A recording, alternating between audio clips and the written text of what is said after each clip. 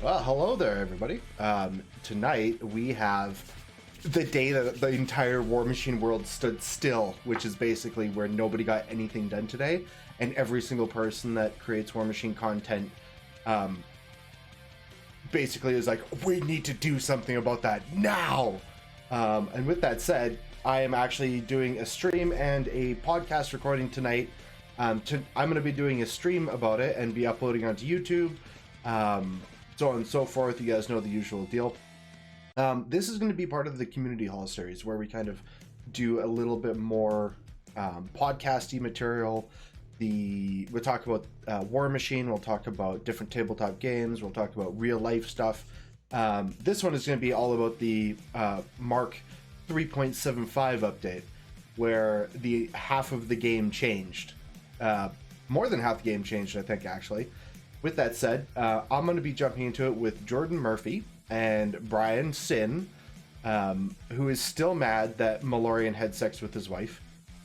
So with that, I hope you guys all enjoy this. It's going to be a little bit different of content than we guys normally see. And if you guys do enjoy this kind of stuff, I'm not going to tell you guys to hit the like button, but I am going to ask you guys, if you guys can hit the sub button, hit that subscribe button on YouTube, hit the follow button on Twitch. So the subscription to YouTube is the most important one to me. When I hit 1,000 subscribers, it really brings the channel upward, and YouTube really takes off because of the way the algorithm works. When it comes to Twitch, be like, if you like watching me on Twitch rather than YouTube, that's fine too. If you like the VOD style content on YouTube, that's awesome. I'm also on Instagram at The Community Killer, and I am on Facebook at The Community Killer. With that said, again, I'm going to jump into the channel, and we're going to start the podcast recording and kind of shoot the shit a little bit. We do have a pretty good format that we're going to be discussing this. We're not going to be going through every single change.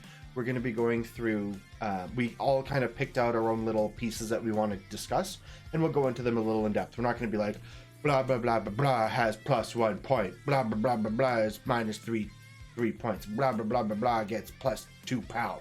We're just going to go through it. We're going to pick the highlights that we feel that need to be discussed and then go through.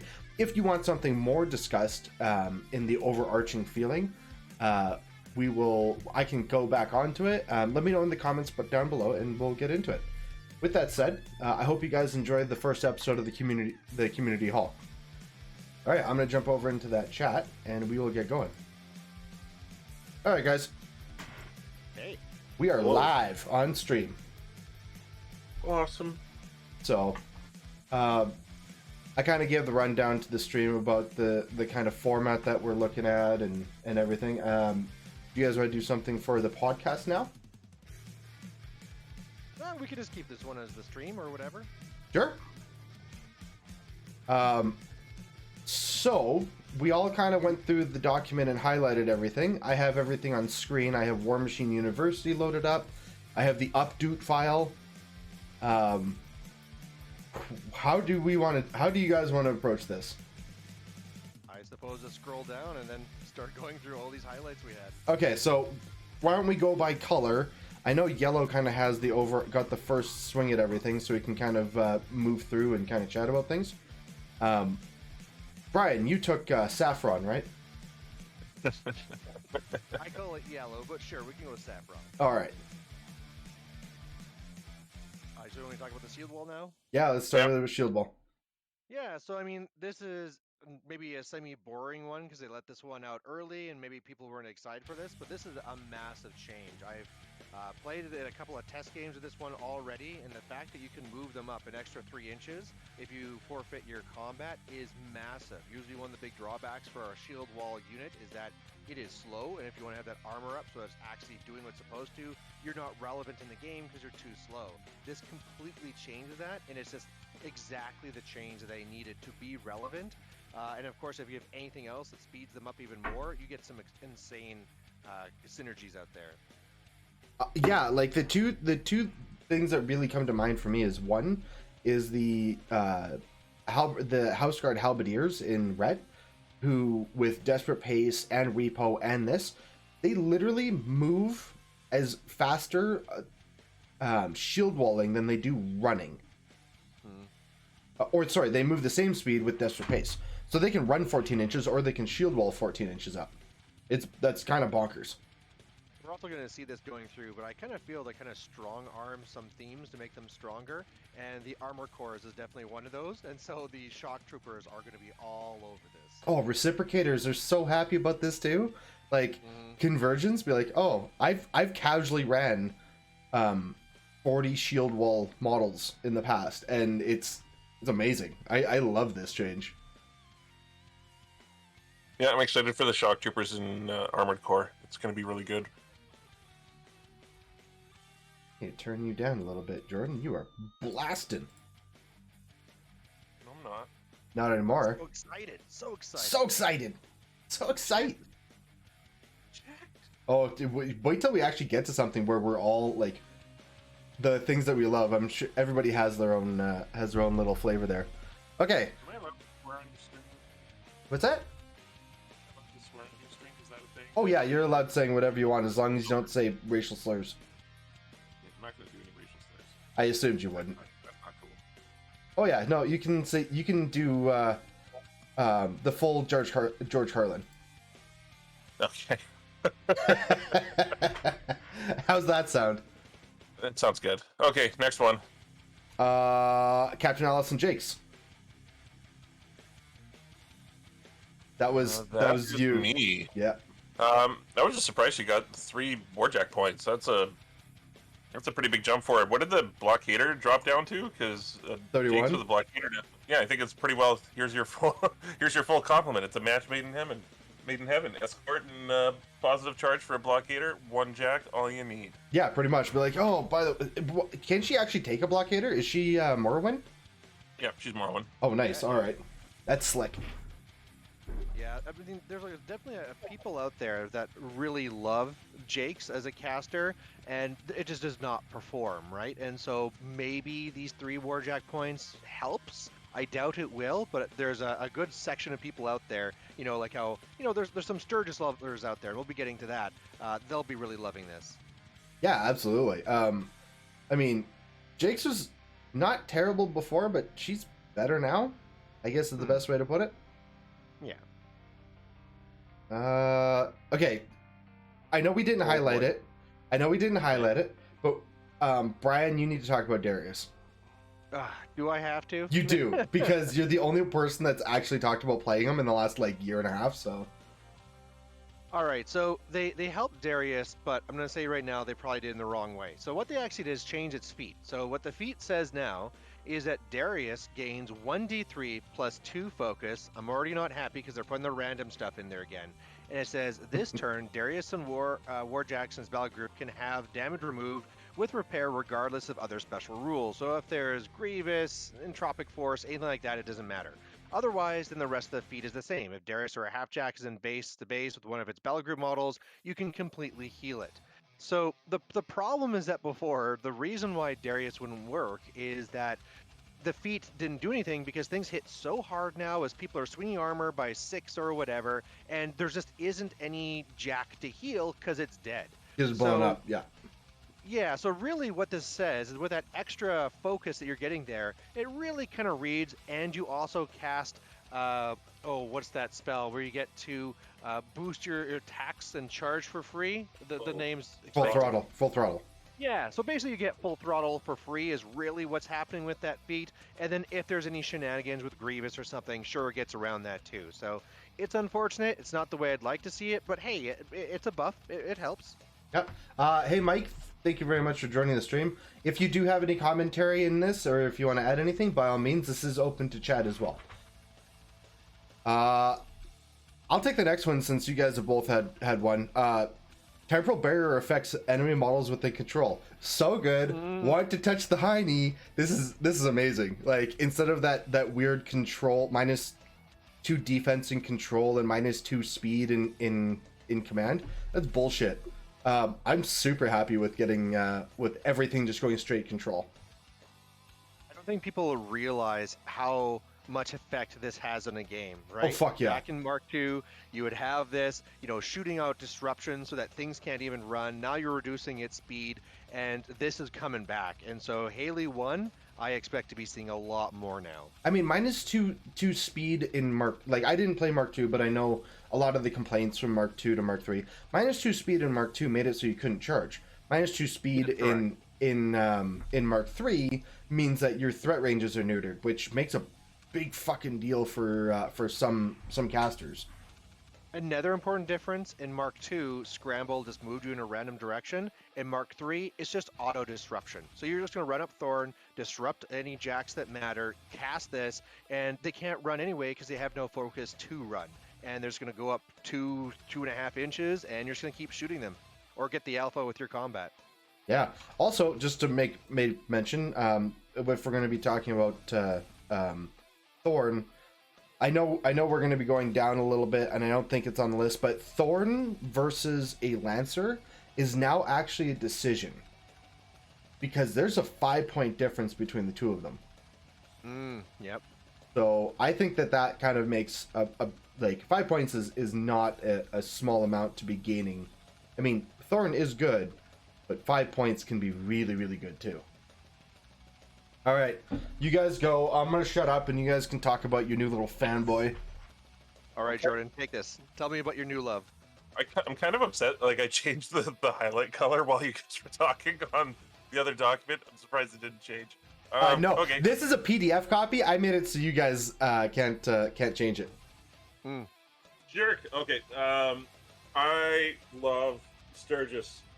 What is this world that we live in? He is so good. His feat has like 6 elements to it. He gained a 3-inch place as part of the feat. His POW 12 changed to if you just end up in his melee zone, you gain a focus. You gain a focus for each model that's in his melee in his melee zone.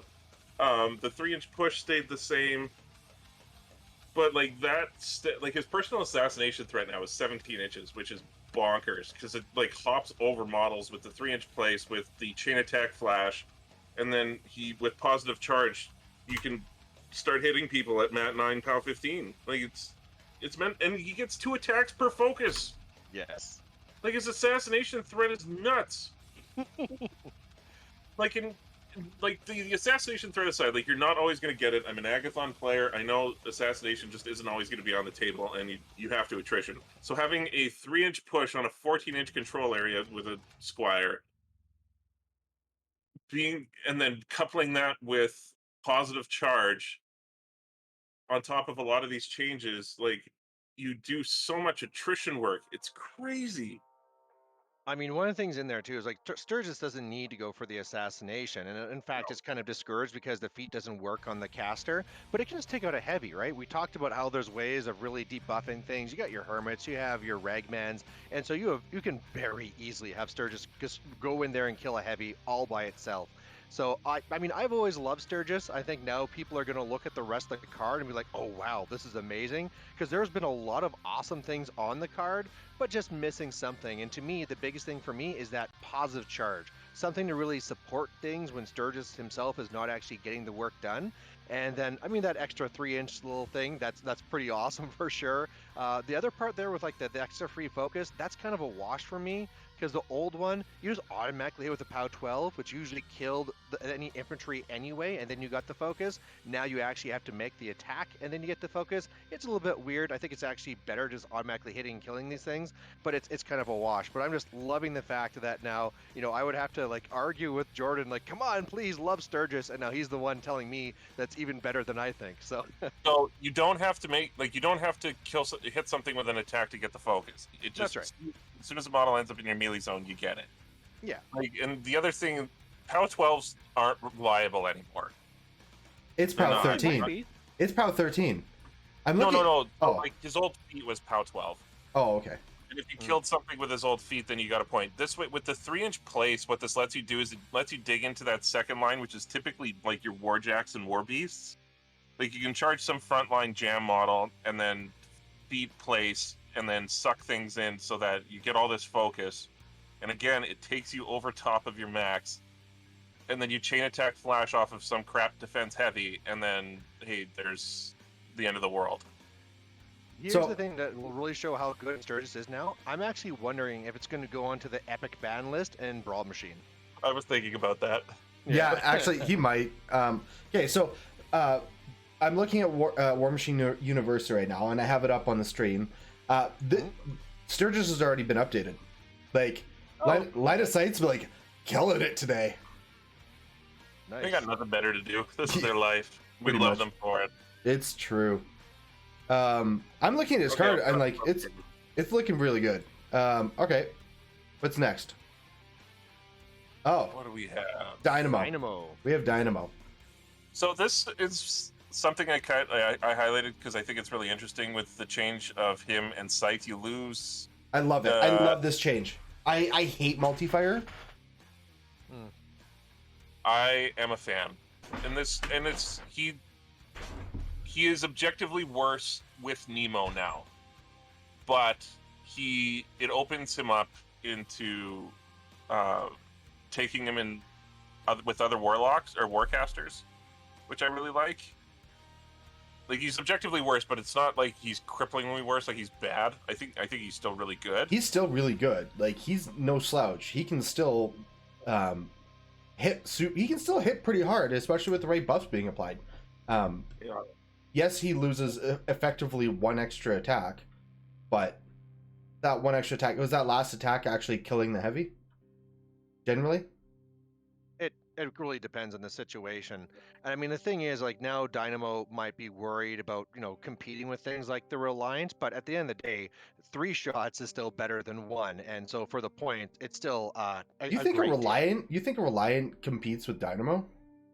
Well, when you're looking in that lightning list and what you're going to be taking, losing that last shot really, really hurts. And having something like the Reliant that also gets that free focus, and with something like Nemo 3, I mean, it'll just be full super easily type thing. True. But Yep. Sorry?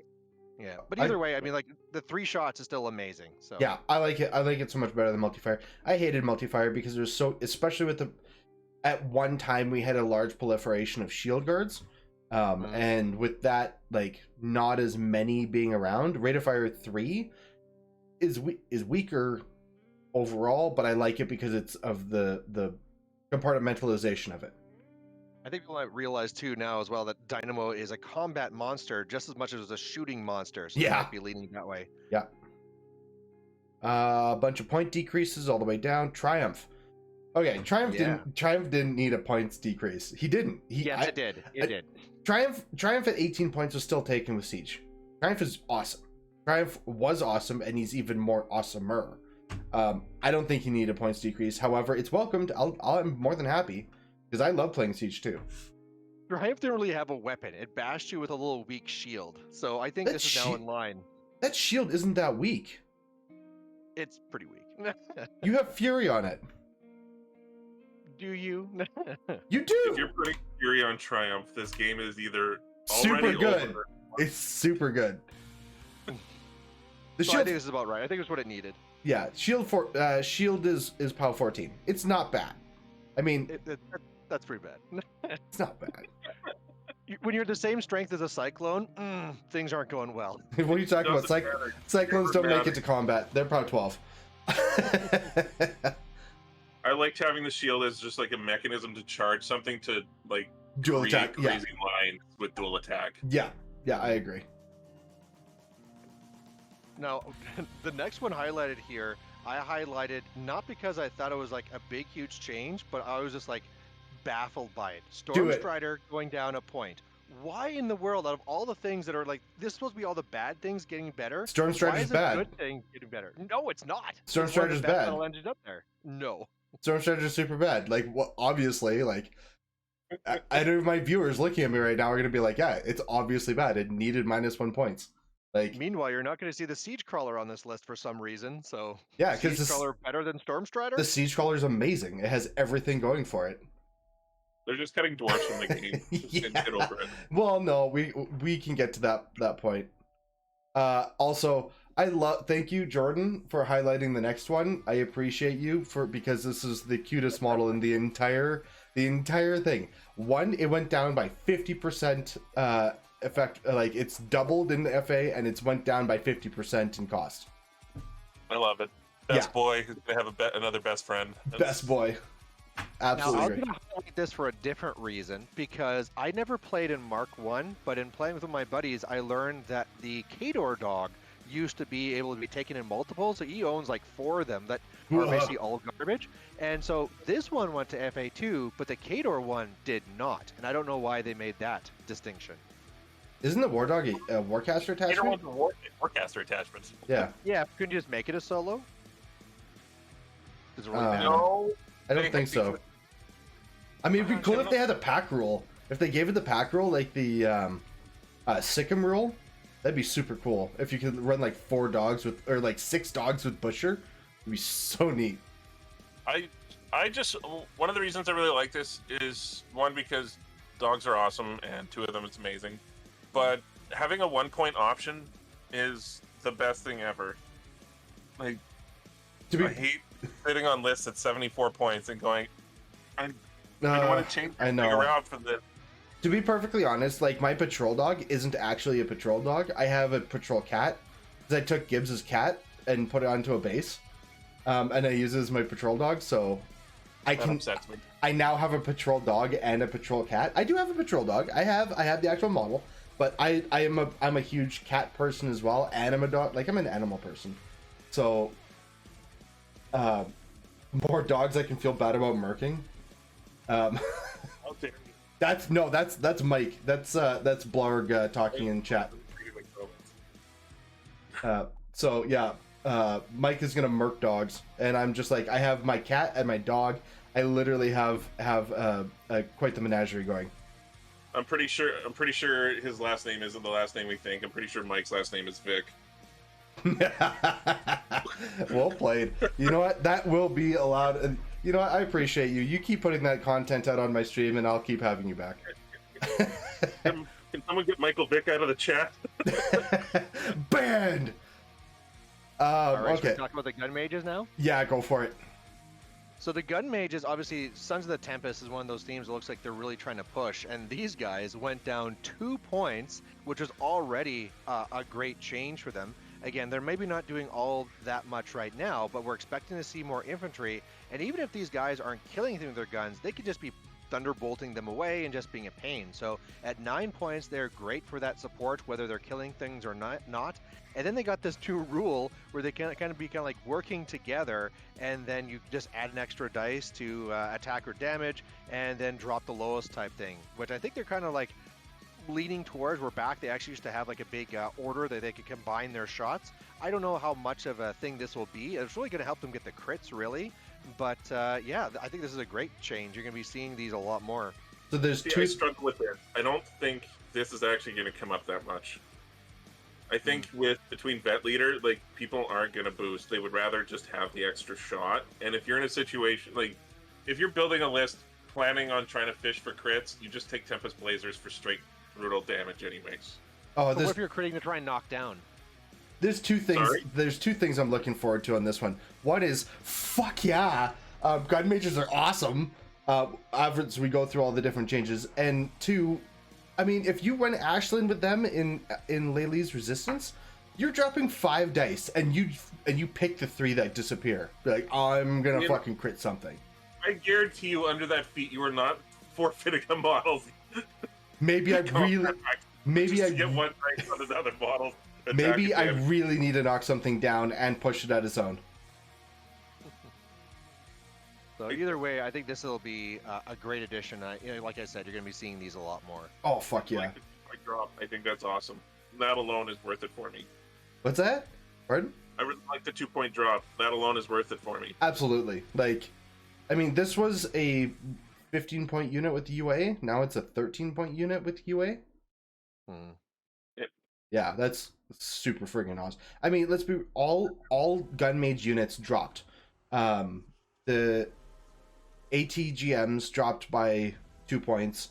The Arcane Tempest, the Tempest Blazers dropped by 2 points. The Thorn Gun Mages dropped by 1 point. All of the solos, I think, dropped by a point or 2. So. Yeah, and I didn't highlight the Black 13th, but you watch out now that they also got that Pistolier as well. Yeah. And they can just do straight brutal damage, and it keeps getting stronger. And they're -3 points. So the Black 13th were always gun mages. They've always had that, or they've always had something in their title where they gain the Pistolier rule. Because I played a tournament with this. Oh, really? Before. Oh, okay. I'm not sure why that was on there because they always had it. Because yeah, before like under Haley 1 with gaining multiple shots, they would just you could delete a Colossal with 3 models. It was crazy. Now this next one here was another one I highlighted just because it didn't make any sense to me. Field mechanics. It out of all the units, 2 that's points. one of the ones that you saw. 2 points. 2-point unit. Love it. 2-point unit. I mean, sure, I'll take it, but it just like this is one of the things. I was like, really? Why is this here and not on something else? Like probably could have used it. I can tell you exactly why those things are there. Because of Flames of the Darkness and getting as many souls before your precursors start dying when you're running constants. So you take 2 units of these and you run them up into your enemy. Well, they're making them FA4. Yeah, no shit. All right, now, do you guys want to go and gush over the Blazers? Oh, they're so good. They're so good. I'm so happy that they got the Gun Mage keyword. I mean, they are threading, like, before anything happens, they're threading 19 inches with their guns. They have Brutal Shot. They have Electro Leap. They are going to be getting boosted up by both the Pistolier bonus, so they'll be dropping 4 dice damage on a charge, which isn't hard to do when you're speed 9, or just walking up if they have a 2-inch threat. And if they're in Lely's Resistance, you have one of the fastest sniper guns that you can get, and you can bounce in and out of forests at a decent defense. Yeah, they're just awesome. Don't forget about the Captain Adept bumping that rat up. Yeah, with Vet Leader. I forgot about the Captain Adept. That's honestly, that's one of the most impactful changes that Sons of the Tempest has gotten, that Vet Leader. We'll get there. I don't know if any one of us highlighted it, but... Yeah, I don't think anybody did. No, nobody did, but Arcane Temp is Gun Mage Officer. -1 point. No, we didn't highlight it. Well, missed opportunity from us. We can't talk about it. Yeah, too bad. Vet Leader's good. On a Menoth. Okay, so I highlighted Sacrificial Lamb. So no, I did. What? I'm blue. Oh, I did it later. Never mind. Okay. Oh, you did it later? Oh, yeah. Yeah. No, I did it. I did a different. Okay. Sacrificial Lamb. Up to 2 friendly warrior models, other than the spellcaster, suffer 1d3 damage. For each damage dealt this way, a model in the spellcaster's battle group gain 1 focus. A model may gain no more than 3 focus this way. This is way better than the old one. Be like people are gushing over this, and I don't think it's that much better. So it was okay. So the 1 focus, if you're running like 10 jacks, yeah, 1 focus for each of them. Yes, it's a net positive. However, when you take 2, you have 5 point. You have 5 health solos, or some UAs or something that don't mean shit, and you just do boom 1d3 damage, 1d3 damage. You can fill a jack up, the one that you want to send in, guaranteed without costing you much. Well, I mean, keep in mind that already these jacks were getting the 1 free anyway, at least the 1 from the old Sacrificial Lamb. So if there was 1 jack you wanted full, it's real 1 focus to fill up that 1. So I don't know, like, people are gushing over this, and to me, this is now the Thamrite issue of, like, what happens if you roll your 2 D3s and you roll a 1 and a 1? I mean, it happens, and 1 guy gets fully filled, but also what happens when you get 6 and you have 3 heavies that are just about to bear down? I just kind of feel like if you're doing this Sacrificial Lamb stuff, usually you're trying to do it with lots of jacks, and now there's just like there's a little bit. This is better for Brawl Machine, sure, when there's less things, but for the 75 point, I don't feel this is as great as people are thinking it is. Yeah, I think it's definitely gonna not feel great when you only get 2 focus, but I think it's gonna still be quite relevant because you can fill out 2 jacks to max.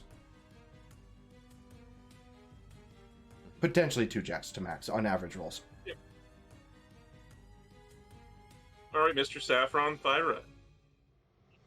So this one they changed a lot, and we already know from hearing Faye on, I think it was on the meta that she talked about this one, that this is a big focus that she wanted to get right. So Thyra changed a lot of ways here. So the Gates of Death is no longer a spell, and it's now just a baseline ability. You just get it. but now it teleports you 5. It also gets this blend in rule, which is interesting. So the way that blend in works is that this model cannot be targeted by attacks, charges, or slam power attacks while there is one or more other friendly Daughter of Flame models within 3 of it. So just super protection if you're kind of like running into the pack. And it also got this synergistic magic. So we're going to see this over a couple of different things. This one here is a model can gain power tokens, and when this model destroys any model with an attack, it gains a power token, and it can spend those power tokens to upkeep or cast upkeep spells as if they're a focus. And so between this and some of the other changes here with it, I think Thyra, and this is another one of those themes I really feel they're trying to push, is this whole Daughters of the Flame. I think it will be very, very interesting. Were you as impressed with this as I was? I'm excited to see it. I think Thyra is a really cool model, and that blend-in Daughters of the Flame rule, letting her be really aggressive, is really interesting for me.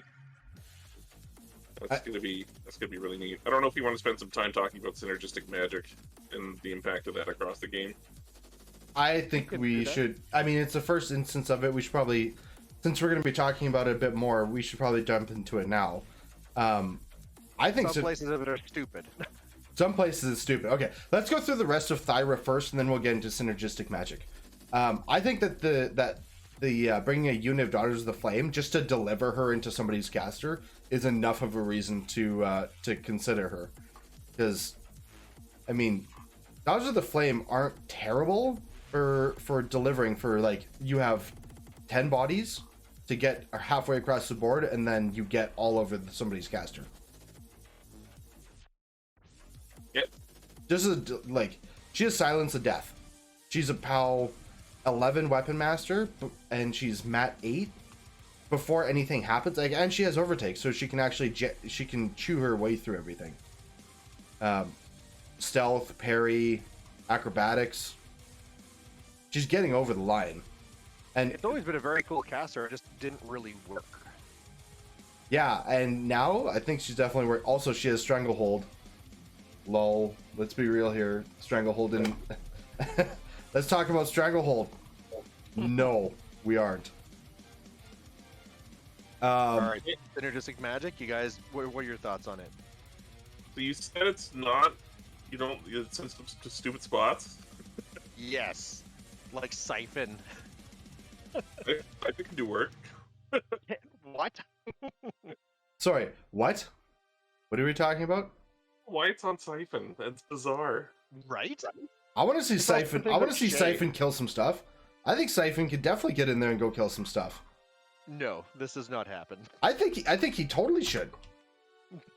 Anytime that I play against him, he should definitely go in there and get some work done with his surgical claws. We're talking about the caster that's based off of Metapod, right? Yes, I'm talking about the Mat 6, Rat 6, POW 12, 1-inch reach surgical claw caster that needs to go in and kill stuff.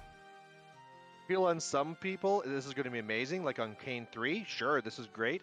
But on other places like Shay or Siphon, it's going to encourage you to do stupid things, and you should just be staying back and stay safe. Absolutely.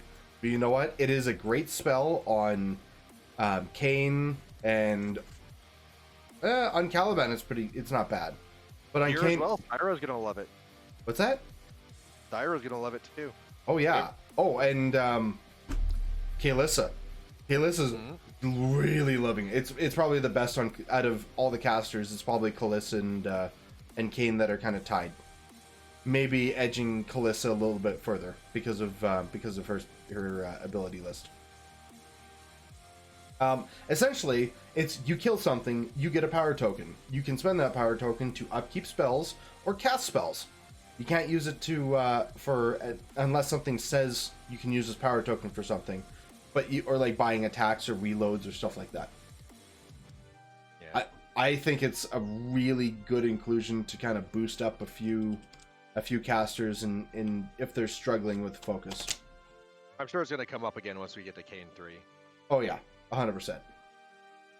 What do we got next? Sanctifier. I greened this one because I'm like, you get a soul, you can get Hand of Fate on a heavy. That's really good. That's really good. Like, he didn't get a points increase or anything. It's like, hey, if you have a soul, which is super easy for a Sanctifier to get by getting Hand of Silence just to hand him one. That's Hand of Fate on a heavy is amazing. He hits like a truck, and it's just a super good bonus. I mean, you, Jordan, you have extensively used Hand of Fate on multiple models. You can appreciate how good how amazingly good that ability is for nothing. Someone once told me the key to winning this game is roll dice good. Nothing like Hand of Fate helps you roll dice good. It's true. I thought you were supposed to not roll dice. Am I doing it wrong? You have been doing it wrong for so long, it hurts my soul. Oh my god. I before I even started playing this game, I heard people complaining about how you and one other player in our meta, or not anymore, but another player in our meta used to play lists that just don't do anything. And they'd be like, why are you even bother playing the game? I'm like, I don't even know what you guys are talking about. And now I understand. And you know what? That's fine. Back. Yeah. Brian doesn't want to win games. He wants to watch his opponents lose them. That's the best way to put it. Okay. You know how hilarious it was? I gotta say this though. You know how hilarious it was to like feat with Magnus 1, run the Buccaneers into their deployment zone, go to the other side of the table, and then sit with your opponent and be like, damn, how are we gonna get out of this? There's a lot of jacks there. And then just be like chilling with them on the other side. It was great. Dick move. Meanwhile, me and Jordan are sitting there and be like, how do I kill him the fastest possible? Yeah. Okay, yeah, battle engines. So I highlighted these not because they're extremely crazy, but I feel like Minoth was one of those problem childs that PP had to work on, that a lot of Minoth players feel they're really stuck in just kind of one small area right now. And so by making both of these cheaper, I mean, we haven't seen any of these for a long time, and I think this is part of their plan of trying to open up some other options for Minoth. I was wondering, what do you guys think about that? I think Protectorate got the most amount of -3s. Hell, the Vanquisher got -4 points. Yeah, it needed that. Yeah, but I mean, like, there's a lot of -3s. Like, they got a huge point economy adjustment. And I think it's a really, really good thing because they had a lot of overcosted stuff. But they were also the faction that said no. So, yeah. I think it's perfectly acceptable. I would like to see more Protectorate go out there. The last like major beating that I took on the table was Protectorate, and I'd like to see more of it, but not more of the exact same. And the only model that changes is the caster. So, I think it was quite necessary to get them into a better place, so they have better options. The next one here to talk about is Nicea, and I think this is another one there where it's going to be really helping these Daughters of the Flame, because what it does here, it gives all of them blast resistance. And, you know, if you ever saw them before, you would just sling out a couple of AoEs, you'd kill 3-4 at a time, and this is going to stop that and make sure you can actually deliver them. So I think this is, again, just like they're trying to help the Sons of the Templest, trying to help out here the Daughters of the Flame. Yeah, they'll be effectively armed 16 against blasts. Yeah, so you'll have to boost. There was actually one little thing on the next page. Paris, search leadership to rapid strike for Temple Flame Guard. I think it's I was gonna highlight it, but I'm like, nobody takes Temple Flame Guard. But I mean, Temple Flame Guard did get a good draw or a good increase. They gain like his old leadership was Relentless Strike or Relentless Charge, and now Rapid Strike. Rapid Strike is one of those spells that, or one of those abilities that probably should get mentioned when you see it. Not that Temple Flame Guard are amazing, but it's interesting. Yep, I think that's a good thing. I also was wondering if I should highlight that Holy Zealots just because it didn't seem to me like that's the fix that they needed. So it's kind of like a meh, but... I don't even know what those are. Let's talk about it.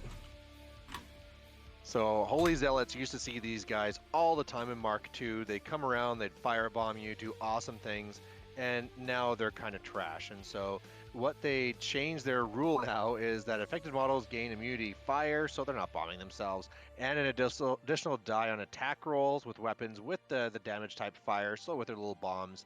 And for each of those attack rolls, you choose one die to be discarded. So, okay, helping out a little bit there, making your hit, and it doesn't affect you if you're out of formation. And it's like, okay, you do a little bit more, but I don't think this is what they were looking for here. They still just die too easily. Yeah, Mike, I don't know if the problem with Manoth is that they didn't fix the themes. Like, the theme benefits seem fine. I think Exemplar Interdiction's in a good spot now. I think Faithful Masses is still fine, regardless of the change to the Initiates. As a requisition choice.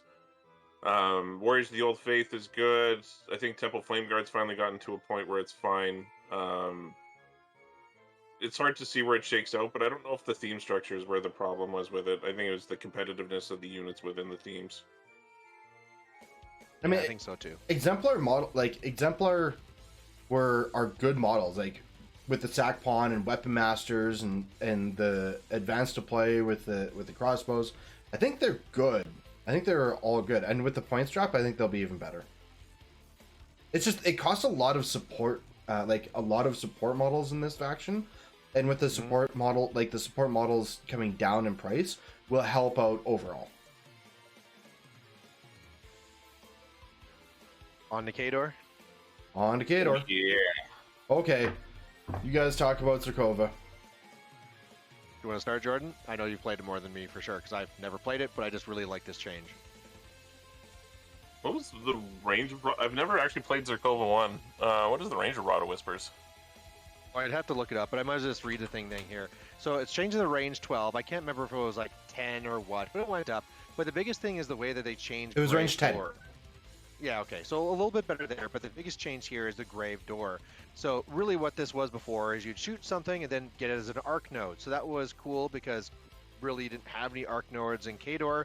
The problem was line of sight. So you almost had to get so far up that you're shooting like a unit model in the back so that you can then see the rest of the army. And now they changed it so you can kind of basically turn the model and actually have it so you can arc to where you need it to be. So that's really going to be opening up the power here so you actually can be, arcing these spells that you need to.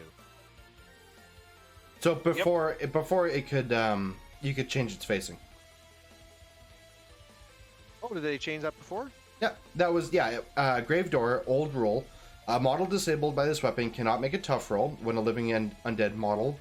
When a living or undead enemy model is boxed by this attack, you can choose to take control of it. If you do, remove 1 damage point from it, causing it no longer to be boxed. You can then immediately change its facing for the rest of the turn. This model can channel spells through the affected model while in this model's control range and is not engaged.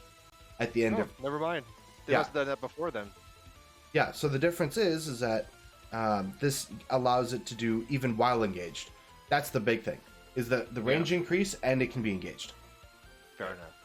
Which is huge. So yeah, that's really interesting. I mean, Zarcova 1's kind of cool where, like, I only really want to see myself... So this might open her up in Wolves, which is big for her. I only really see her taken in Flame in the Darkness, where she has access to a Khador Lancer. So, I mean, she's got her list of abilities that she can flex up one spell to be +5 range, so you can send like a Hex Blast 15 inches off of an arc node.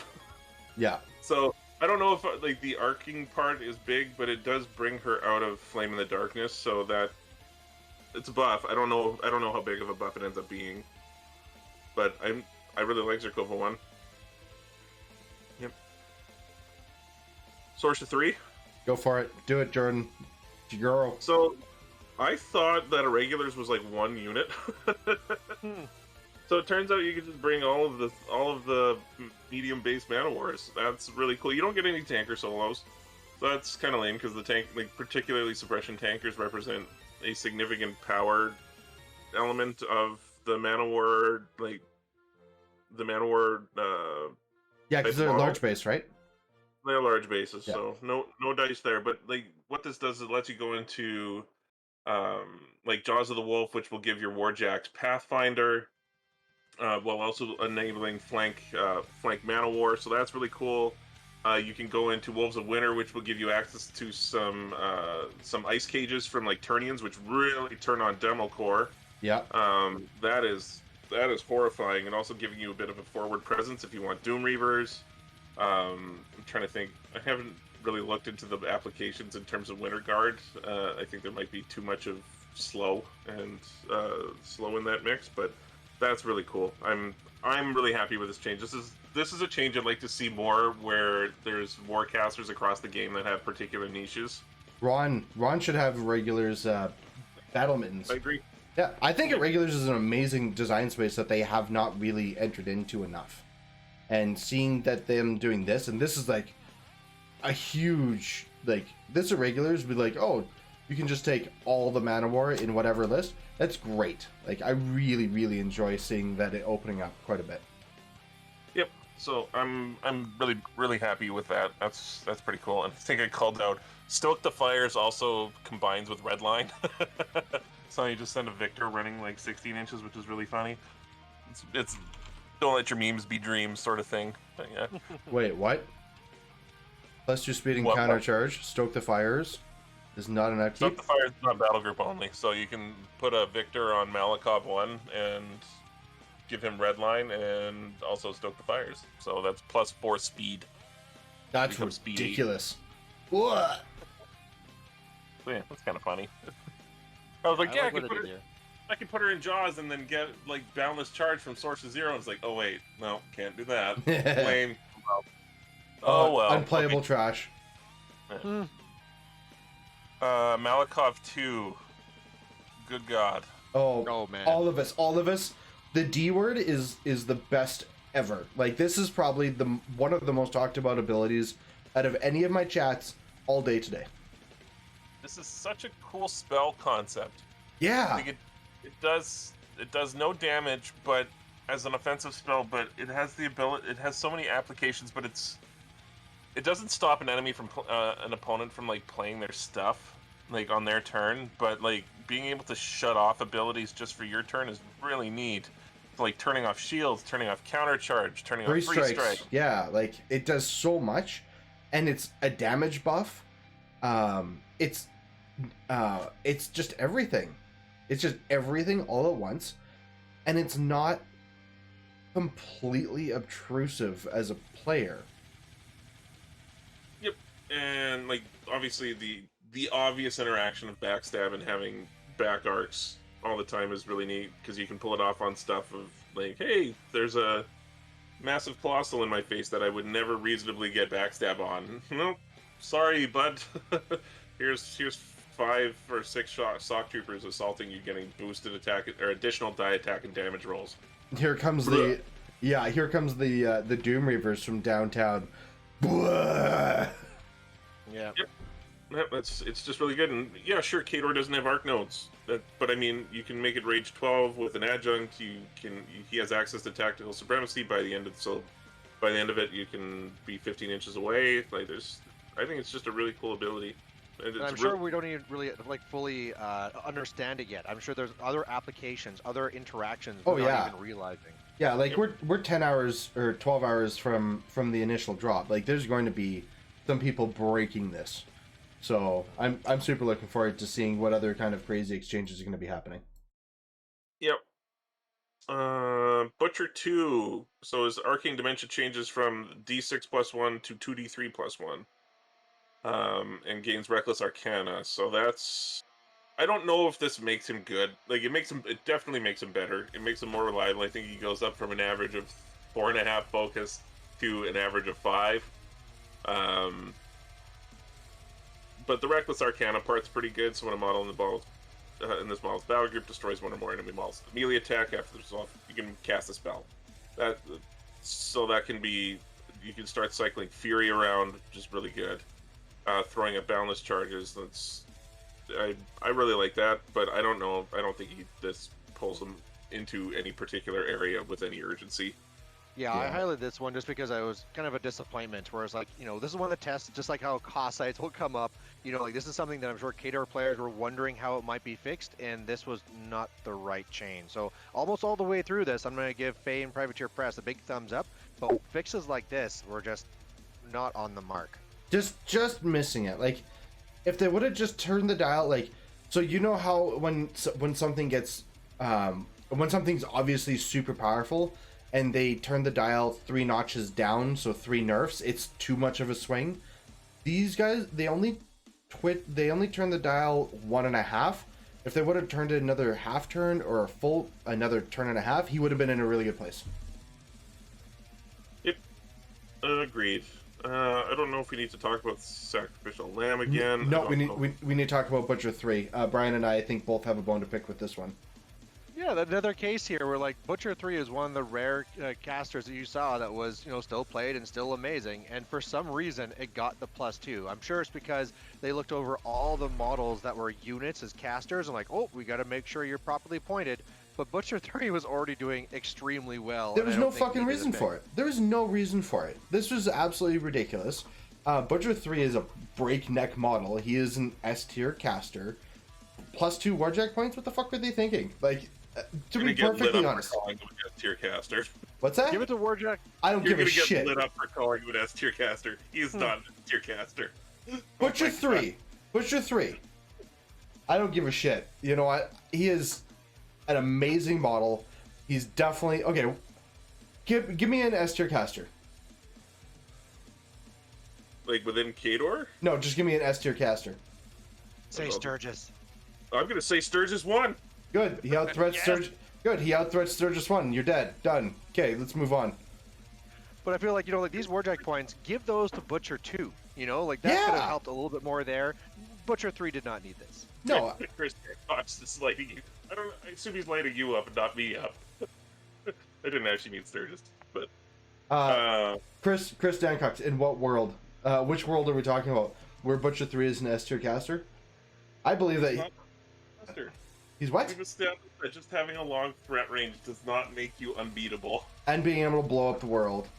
And then he basically owns a flank and then says, you can't charge me, and then clears the flank again and just starts double scoring. You assassinate noobs and then just control against the regular game. Yeah. Oh, Brian, are you agreeing with me? Are you agreeing with me that he's an S tier caster? I would put him at the either like A tier, S tier. I'm gonna say A. A+++ maybe. Okay, fine, right, Jordan. I'll give him an A++. 3 has won nothing. I don't give a shit what they have won. Well, it's because no one's playing Khador, so it's kind of a false. Don't fucking. If Butcher 3's not good enough to get people playing Khador, he's not S tier. I'm not saying he's not good. I'm just saying he's not S tier. All right, let's talk about Zarcova 2. You don't need to. He's not to be played. You know what? You and Chris Dadcox are cut from the same cloth. He's like, when was the last time Butcher won anything? I'd be like, I don't give a fuck. Lots of people win tournaments. Oh, whatever. You guys can gang up on my opinion anytime you want. That's why we're on stream. That's why I have a chat. We're just here for the likes. Make sure to like and subscribe Ian's channel. I don't give a shit about likes. All I care about is if you guys don't mind subscribing, I would really appreciate it. That is actually the main thing that I need. Is I need people that enjoy this. I'm getting about 700 unique viewers a week right now, and if I could get every single one of those unique viewers to actually subscribe to my channel, it would help. It would so much. All I'm looking is for you guys to hit one button. That's all I'm looking for. If you guys can do that, I'm not that million plus subscriber channel or the 5.31 thousand subscriber channel. If you guys could hit subscribe, I would thoroughly appreciate it. Perfect. Chris, I was saying Zarcova 2 won't. Zarcova 2 won't go deep at tournaments. Anywho, I don't know if we already talked about Sacrificial Lamb. Yeah. Sure. Okay, Yeah. so we can move on. Old Witch. Plus 6 Warjack points is legit. This one was actually one of those models or one of those Warjack or caster units that deserved the bump up in comparison to Butcher 3. Plus 6, that makes the actual costing of Scrapjack to be 5 points, and he is not 5 points. But I welcome the 6 points on Old Witch. And here's another thing. I mean, if this is going to be a meta that's leaning back towards infantry, Old Witch destroys infantry. So this is just kind of priming her up for success. Oh yeah. When I discovered Old Witch in while playing Warmachine, I really like her, and I would consider and her going this way. She's like the extra 6 points in Warmachine is going to be super good for her. Yep. Yeah, I'm excited to try her out. She's someone I've never put on the table before, so. Oh, you'll have a blast with her. She threats so far, Jordan. Yep, it just seems janky. It's just some janky scrapjack crap. Yep. Love it. Do we have to talk about Beast? I don't know if that's really necessary. Well, I put it on Character there because jacks. I already kind of felt that Beast 09 was already in a pretty good spot. I mean, I hadn't seen anyone playing it except for when I go to my buddy's Jack's house, and it turns out Beast 09 having Murderous against Archons works pretty well. And so now that's also cheaper, you know, I think this is a relevant Jack that we're going to be seeing more of, especially again where we expect to see more infantry. But it is also shadowed by the next one for sure. The challenge is that part of the power behind a Khador battle group is in the volume of boxes. And when you start spending big points, like that before, I think 16's reasonable. I'm really interested in trying him out at 16 points. But like really getting, like capping out at 14 points of the destroyers, the clamjacks, and being clamjacks, juggernauts, and marauders, and just living in that world where you're just getting as many armed 20 boxes on the board as you can. Yeah, I agree with that. That's what really pulled that out. Behemoth, though, my boy, I've been pushing for this for friggin' ever. Dude. Okay, go ahead. I would have loved dual attack, but that would have been greedy. Dual attack would have been way over the top. No way. I don't know if it would have. But like so 20 points is really good. 36 boxes on a platform that has 2 powerful shot destroyer cannons. Yep. Power 14. Power 14 is range really strong. With 12 Power 12 armor piercing fists, and then also I'm gonna jump to the theme thing, but it gets put into Armored Core, which just makes me really happy because I'm so excited to play Armored Core, and that's just 2 points of it. And he's the best looking Jack in the game. I'm saying it. He's the most impressive Jack in the game. Like, okay, there's a difference between being impressive, and looking good.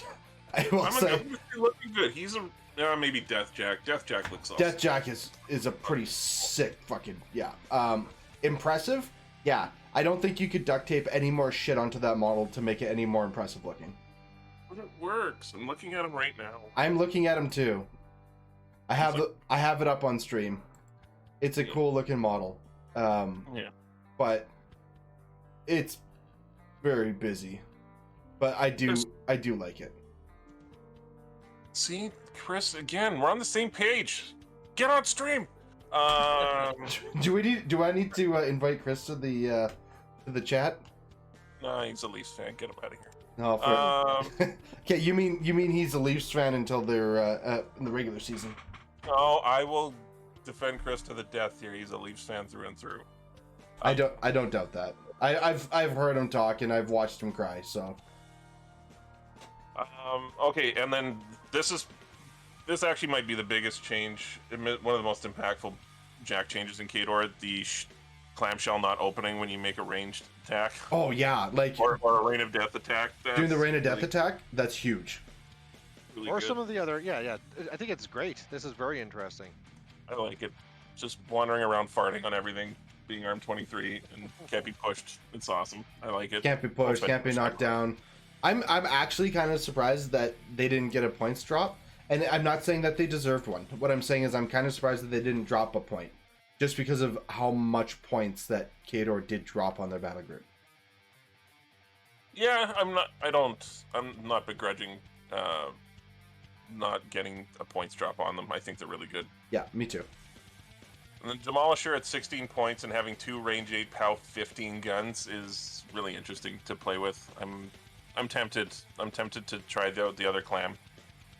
Yeah, it's an option now that you can actually fire out. Do you want to save fleet for your ret part? No. There's something else here I want to talk about with the Mad Dog. Sure. So if you look at some of the other things like the Rager and stuff like that, they went down a point. Do you think that they're like the Mad Dogs? So go down a point, and then they had flashbacks of before, like no, no, no, and they're like, let's just make it fast instead. Yeah, probably. I mean, it's already 8 points. It went back down to what it was, right? Like, it was 8 points when they like. I didn't play. I came in just after the Mad Dog issue, quote unquote. I have 9 of them sitting on a tray in my garage. I think that this change, like to fleet for them, is really really good considering they're unstable. And I guess we could touch on fleet now and then consider the implications for Griffins later. I mean, fleet changing this way is godly good. Being able to get an extra swing on charges or on threat extenders and everything, it's pretty nuts. I don't understand why they just like, hey, just have it all the time. I don't like it on an unstable model because you're forced to have 2 focus on something that gets more likely to blow up the more focus. Yeah. Only if you spend it. Only if you spend it. But that just feels like that's an opportunity wasted. Okay, so you want to run a bomb, is what you're saying. No, I don't want 2 focus on something that's gonna blow up. It's not going to blow up if it has 2 focus. No, but like, what are you gonna do? Just put 2 focus on it so it could just run and not do anything? Yes. No. Literally. Yes, literally that. You put it with Death Chev, so it's going to be running and charging for free, and it's running an extra... It's not like... Death Chev, speed 8 clams farting everywhere. It's gonna be amazing. Yeah, these guys are going to be running 18 inches and be like, look at my dick. But you can already take Kodiaks that get... There's already, like, Rollars and Kodiaks that get +2 movement for running. Yeah, but it's not... Yeah, but they're not 8 points and blow up when you F up. Yes, I still don't like it, Chris. That's not where I'm spending my points. They're going to Behemoth. Nowhere else. You have empowers and allocations for a reason. I'd be willing to try the Mad Dogs. I'd be willing to give it a shot and just be like, hey, you guys, all you Mark II players, here's 9 Mad Dogs. Enjoy. People want me to lose. What's that? So many people want me to lose. Your advice is bad. That's fine. Okay. The next one I highlight here was the Manhunter. It's not really crazy. It went down half its points, but it just seems now like, Manhunters were something we saw in Mark II, and then we got kind of surpassed. And now, like, having a little very cheap solo to run around, do flags, or just do whatever, like, the Manhunter seems to be, like, a great one for that. Yeah. I mean, I played Convergence for quite a while. I had super cheap solo, like, sacrificial solos all over the place to be able to jump on flags. Having a 2-point solo that can actually do work, like, they're not terrible. They can actually hit something and hurt something. They can clear out a solo if they need to. 2 points is super appropriate. The next thing I highlight here is for the Mana War stuff, and it's just really, again, showing how they're really trying to make sure this will be a relevant theme. And I think this is good for a lot of reasons, because a lot of people that go to Khador, one of the things that they love is the look of Mana Wars. Then they find out that Mana Wars aren't good, they get depressed, and then they kind of leave the game. That's because they're fucking Space Marine players. That's the only reason they play Armored Core. They're just Space Marine players.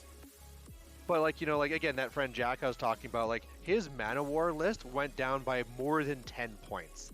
And so, like, they're going to be a lot more competitive now. Yep. Mike, actually, there's been a correction by Faye. You can run or charge for free. You don't need the 3 focus. You can just spend the 1 and you get the extra bonus. Okay? The next thing I highlight here was the War Dog, but that was mainly just to talk about that comparison that we already talked about. Also, I want to talk about Demolition Core. They did not need to go down 2 points. Yeah, boy. They didn't, and you know that, Jordan. Right? I'm not wrong. They died pretty fast. They were... What do you mean they died fast? Yeah.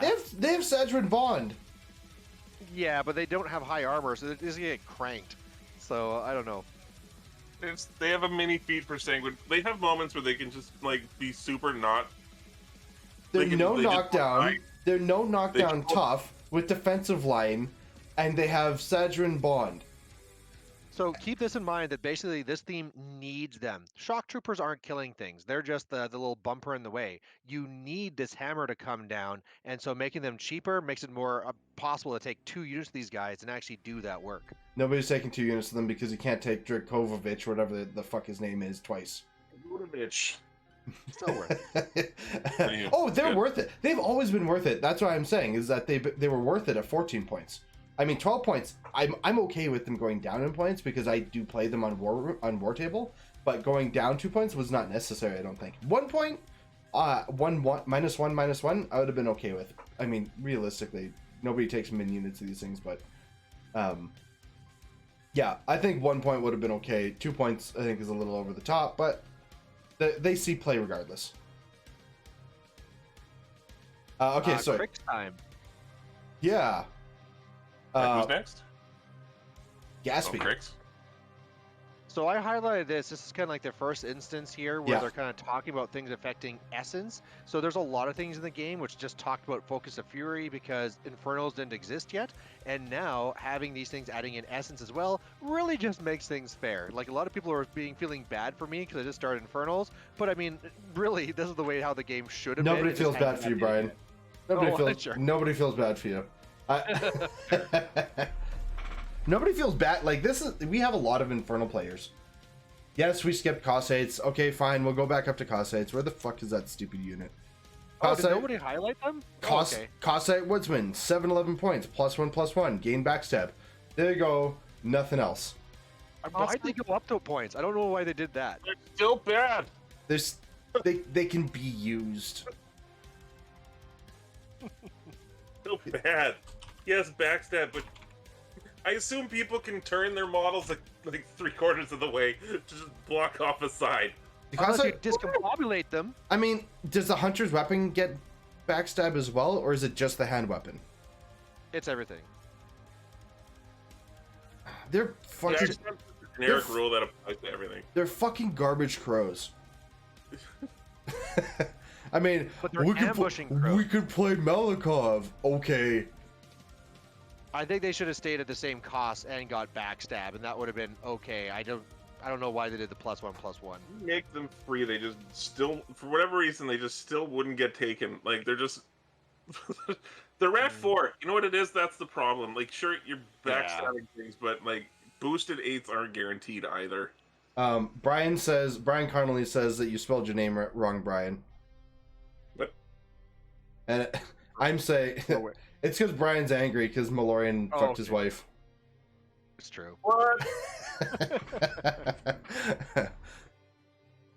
Okay. Iacos. Now, the reason why I highlighted this was for a couple of reasons. One, for the Drag. change to drag, Yep. which is huge. So now my God. before you had to damage, now you just have to hit. And I don't think people realize how many drag models are out there that were just irrelevant because they would pretty much never hit. They had low range, all these types of things. Or they had to and boost the that's gonna be damage. huge. Yeah. So I think even something like this on Iacos, I mean, his harpoon will be pretty interesting. But there's one rule on here I didn't understand. Why is aim for the shoulder here? It says you can choose for this weapon to cause no damage. Why? So Why is it the rule? You can drag into a model and leap off of it. But why not? Good call. What's that? What do you mean by I don't understand that? Like, 'cause you could leap off whether you damaged it or not, right? No, like so it's. And at first I thought, like, can you drag in friendly models and you don't want to hurt them? No, that's not it. And there's like, what about vengeance? Well, if you're dragging it in, you're gonna plan to kill it anyway. So like, why would you ever not want to do damage? I just don't understand. So, if you wanted to drag, like, if you wanted to pull something in and then use your sword for blood boon, that's probably why. Like, if you wanted to be able to reach out 10 inches, drag in some random book, and then gank him with your sword so that you can trigger blood boon for whatever spell that you wanted to cast. That's Okay, I can see that. All right. Yeah. Okay, Cossite commentary. They have a 19-inch threat from the edge. I think they're pretty good now. From And the you best, play- from the best player on stream at the moment. Yeah, Chris, that's a challenge. You play them. They're bad. You feel bad. Show us. This is the guy that plays bears, so he will actually run these things, guys. I think he's got a weird thing for stuff. Yeah. We're not that kind of stream. I'm not getting into a fight with that community. I will fight a lot of communities. That's not one I will. I already got Michael Vick on stream. I don't know what community you're trying to avoid. What's that? I already got Michael Vick in the chat. So what do you guys think about Terminus? So I'm Terminus not got fighting +2 about... Chris, I'm not fighting about Cossaites. I'm agreeing with you. No, I'm not. I'm really not. I'm not agreeing with you. You don't have to sub to me if you think that I'm wrong about Cossaites. That's fine. You So can... Terminus got +2 Warjack points, got the whole sack pawn thing, and then its feet gets basically the souls regardless of how close they are type thing. Is this going to change anything? Are we going to see Terminus now? I haven't looked at the units enough to like. The thing that's going to make Terminus viable is how good the units are around him. He takes not bile thrall. Yeah, bile thrall. No, not bile thralls. Mechanothralls were his thing. The what? Mechanothralls were his thing. You just take 1 billion Mechanothralls and just not die. Yeah. I don't think I mechanic mean, thralls one of the came things that down. also could have helped, the other change I don't think we've talked about, the thing where like a lot of things like the Archons that stopped the soul collection within 10 is now just 5. So stuff like that will help casters like Terminus that need those souls to actually do anything. But I don't know. I just don't know if this will be enough. I don't think it is. All right, Morty then. Let's talk about a cooler one. Is this Morty 1? That is Morty 1. No, this is Morty 2. The one that I highlighted, that's Morty 2. Oh, okay. Yeah. Morty 2 seems really interesting. Part of the problem with her thing was that applying flank and other warjack was really hard. Because there wasn't movement shenanigans outside of locomotion, which you couldn't cast after you feed it. So having Energizer is just like a base threat extender for your entire Crix army, and then having them gain repo 3 allows them to go in on something and then reposition into another jack to enable flank for another friendly jack to come in. Like, I really like that. That allows. Her issue was that her feet was kind of mad in application, so I really like that. I think it helps. I just don't think it'll be enough to make it see the table. She's in a lot of different places, so I'm curious Yeah, if there's something that can make her work. yeah, I agree. You're not taking the next one away from me, Jordan. I highlighted it, man. Yeah, but I Okay, mentioned it. Okay. Second most important change, second most influential change out of this entire document, and Pirate's Scar, her weapon name changed from Great Rack to Horns. Now, I will talk about it because it's my own channel, and if I get cancel cultured, whatever, it's fine. Guys, I understand that you can't play with the set. I understand that we can't talk about boobs, but on stream we can talk about either. So, come on. I understand. I'm not going to advocate for it. I understand why it went from Great Rack to Horns. I totally can appreciate it. But could they have not done something a little bit more than just horns? Could they have at least changed it to something like a play on the cancel culture, or like a little a social commentary, just a little bit of a joke on it, just something. Be like, if you're gonna take something like that away, just add something. This is like the play like a got a pair. This is something that they needed to start moving away from. So this is a good thing for them to do. And it's like, what else are you going to call them? They're not going to be like a named weapon, like a magical sword or something. So. No, that's fine. Like, I'm not saying that it has to be Great Rack or they have to call them like big pair of tits. I'm just saying, like, just do something else that kind of gives, instead of just taking that away, give us something as well. So Isn't that consistent though with how the Statixis Raiders weapon is named? So I think that's probably why it was done that way. it is, yeah. They have horns. Okay, we can move on. It's a good change. I like it. Deathjack was interesting before, and now I think we're going to be seeing Minus a lot 5 of points Deathjack. is that one of the biggest points drops in this document? So it's the tied with Behemoth for biggest points drop. I think there's a 6 somewhere, isn't there? No, there's an add 6, which is on Old Witch. Oh, okay. No, there is. Yeah, Bile Thralls. Bile Thralls. We're almost there. Yeah. What? Bile went down 6 points? Yeah. Yeah. Okay. Well, yeah, so I think we're going to be seeing lots of Death Jack. Plus, we'll get to the themes, but Death Jock was added to a theme as well. Death Jock. Death Yeah. Jock. Same thing with Charybdis. I highlighted this one because Charybdis was one of those ones that was good enough to see play before, and now it got even cheaper. So Yeah. I don't think this was a mistake, though. I think that there was a lot of Crix Jacks that were overcosted, and I think this will just help them out a lot. I mean, look at the list. -2, -2, -5, -1, -1, -2, -3, -3, -2. It's actually kind of like sounding like a rap if you do it to the right beat. It's like there's a lot of points that are going to be on the table for Crix, and I like it. I like that they also kind of can suffer from support bloat, so it'll help move that economy over into their support and give them open up a little bit too. Kraken -3. That's for you, Garnet. I still wish they would have changed something with the way it gets its strength up, but -3 points is a good start. 32 points. Reaper. Yeah.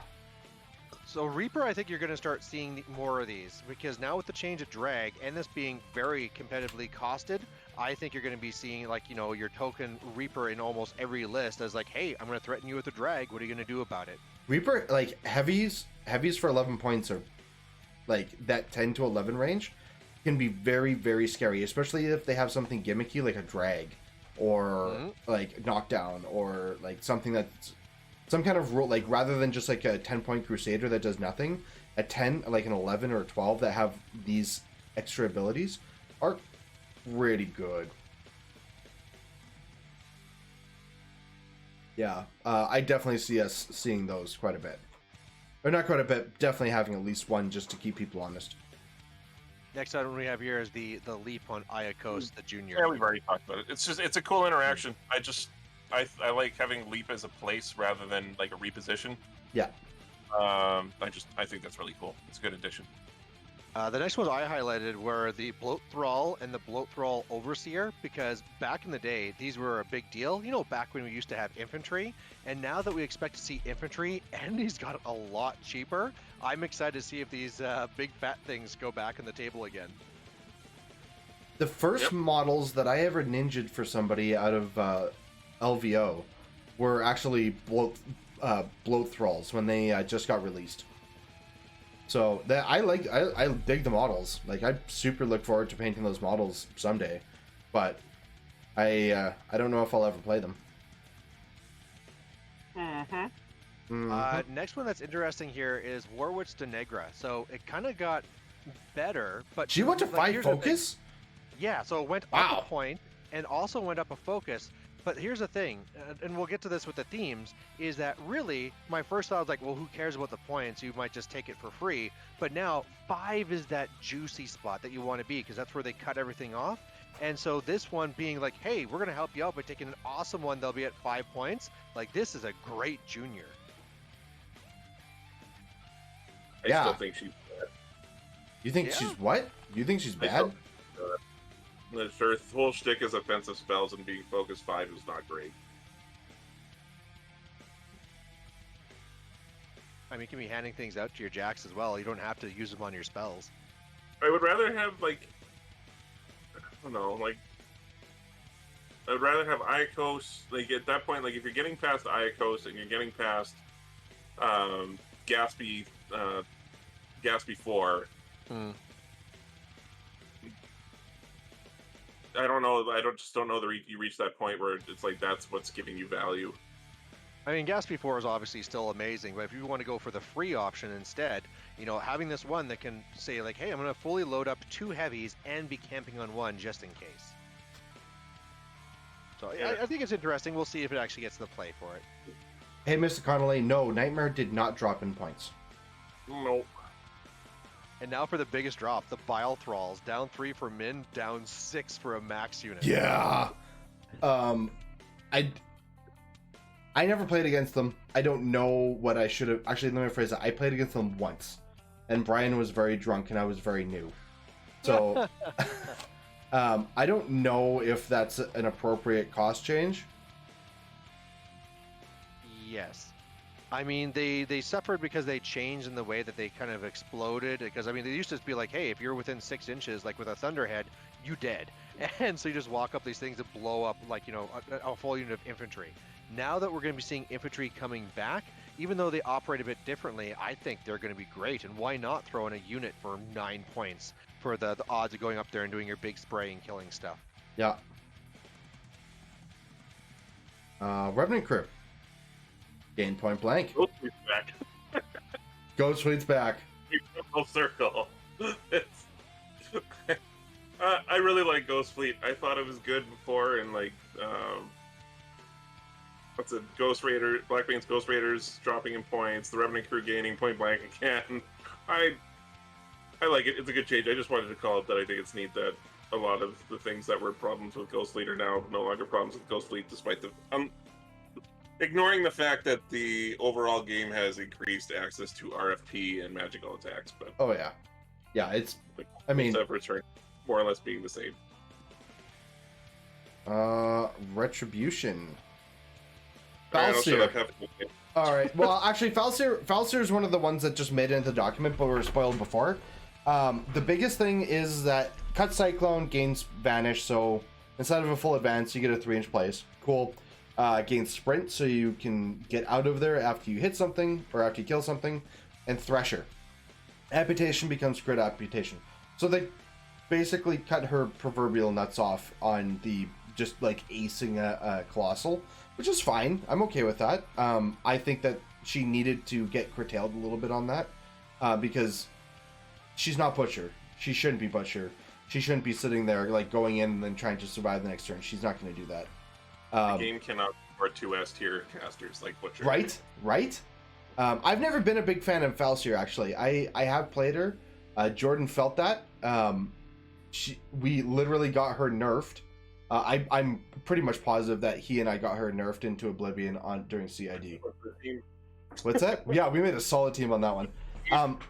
However, paying the price, with Thresher, paying the price changing is really, really good and appropriate. When this weapon damages an enemy model with an initial or special attack, after the attack is resolved, you can place a bounty token on an enemy model within 10 inches of Falseer. So if you go in there in Thresher and you hit 4 models, you drop out 4 tokens. Really good. Yeah, I like that change. Yeah, I really do like that change. It's not super risky because you have Sprint and Vanish, so you can charge in, Vanish, and then sprint out of there, and then close the door so people can't get back in at you, and still drop out a ton of bounty tokens. So I do dig it. Again, I'm not a huge fan of Falseer, but I'm willing to give her a shot now that I think she's actually in a final spot. Yep. Agreed. Yeah, Kalissa. I think Jordan and I have lots to talk about her. Yeah, go for it. I highlighted for you guys to go wild on it. Go ahead, Ready, Jordan. Ian? No, you go ahead. Okay. So, Kalissa she's always been one of my favorite casters in Red. I've played her an absolute ton, and her changing from reload to just straight rate of fire 3, POW 12 from POW 10, like, I think she was POW 10 before. She was POW 10, yeah. Energy Siphon becomes a baseline ability and gains Snipe. So that, coupled with just casually throwing on Phantom Hunter, makes her very, very dangerous. Don't forget also putting Refuge up on yourself. And yeah, I mean, naturally. Yeah. She has Refuge up from the start. So she's really good. She's in a really strong spot. Gaining synergistic magic helps with her getting. She's got a lot of upkeeps that she wants to put out. Or she has upkeeps, and she has a lot of spells that she wants to put out. So that with Energy Siphon, she becomes super focus efficient. And Snipe, wow, what a change! Yeah, like I don't understand. Like Snipe is probably the absolute best thing that they could have done. That doesn't. It's almost over the top. I think Kalissa will be an issue in the future. I think we will see her get changed in the 4-month. Like Faye was saying that things are going to get changed looked at every quarter or every 4 months or so. I think Kalissa will get a change back in some way. However, pushed, yeah, I do think that she was pushed a little past the bar, but I like her. So all the synergistic magic casters look interesting, and this is one of the two that looks super interesting. It's just, she does so much for her battle group, and being able to fuel her battle group, which we will get to during the theme area when we talk about that, because it might like double the length of this stream. Yeah, she just can absolutely ruin infantry and then go in and ruin a caster. Or set up the ruining of a caster. Yep. Raven. Open fire becomes cost 1. Swap locomotion for Energizer. You put in 2 Banshees and 3 Harpies and you just pushed an entire unit out of the zone. Or you can take 2 Daemons and then just eat the 2 units. Yep, that works too. Either way, it's you're going to be killing something. Like, it's just open fire going to cost 1. If you just take a marginal battle group, you're going to be ruining something. Yeah. Okay, Vyros 2. There's absolutely no reason they need to do this. I don't know. I don't know why they did this. I'm not gonna I've played Vyros 2 a lot of times, a lot, and for them to change his focus or his feat to this, I'm not going to get used to this. I'm actually a little pissed off about this change because I am not going to be able to enjoy this because it's going to get cut in the future. I don't know. Yeah, he's never been bad. Yeah, like, what are they doing? Like, he's always been really good. Like, Jordan, have you ever seen me run a pairing without Vyros 2 in it?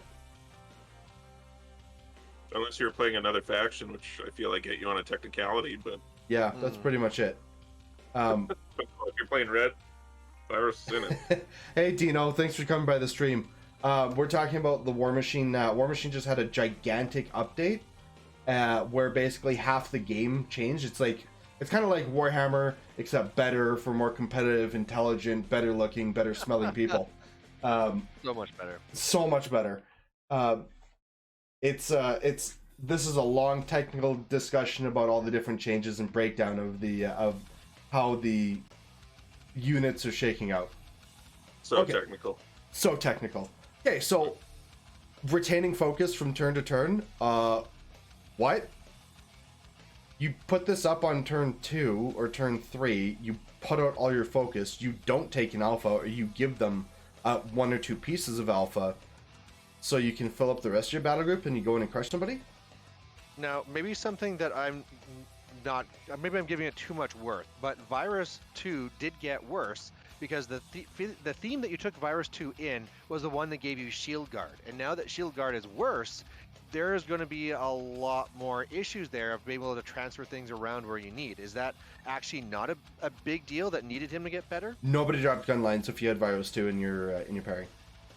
Okay. If you have Virus 2 in your pairing, you don't drop a gun line into them.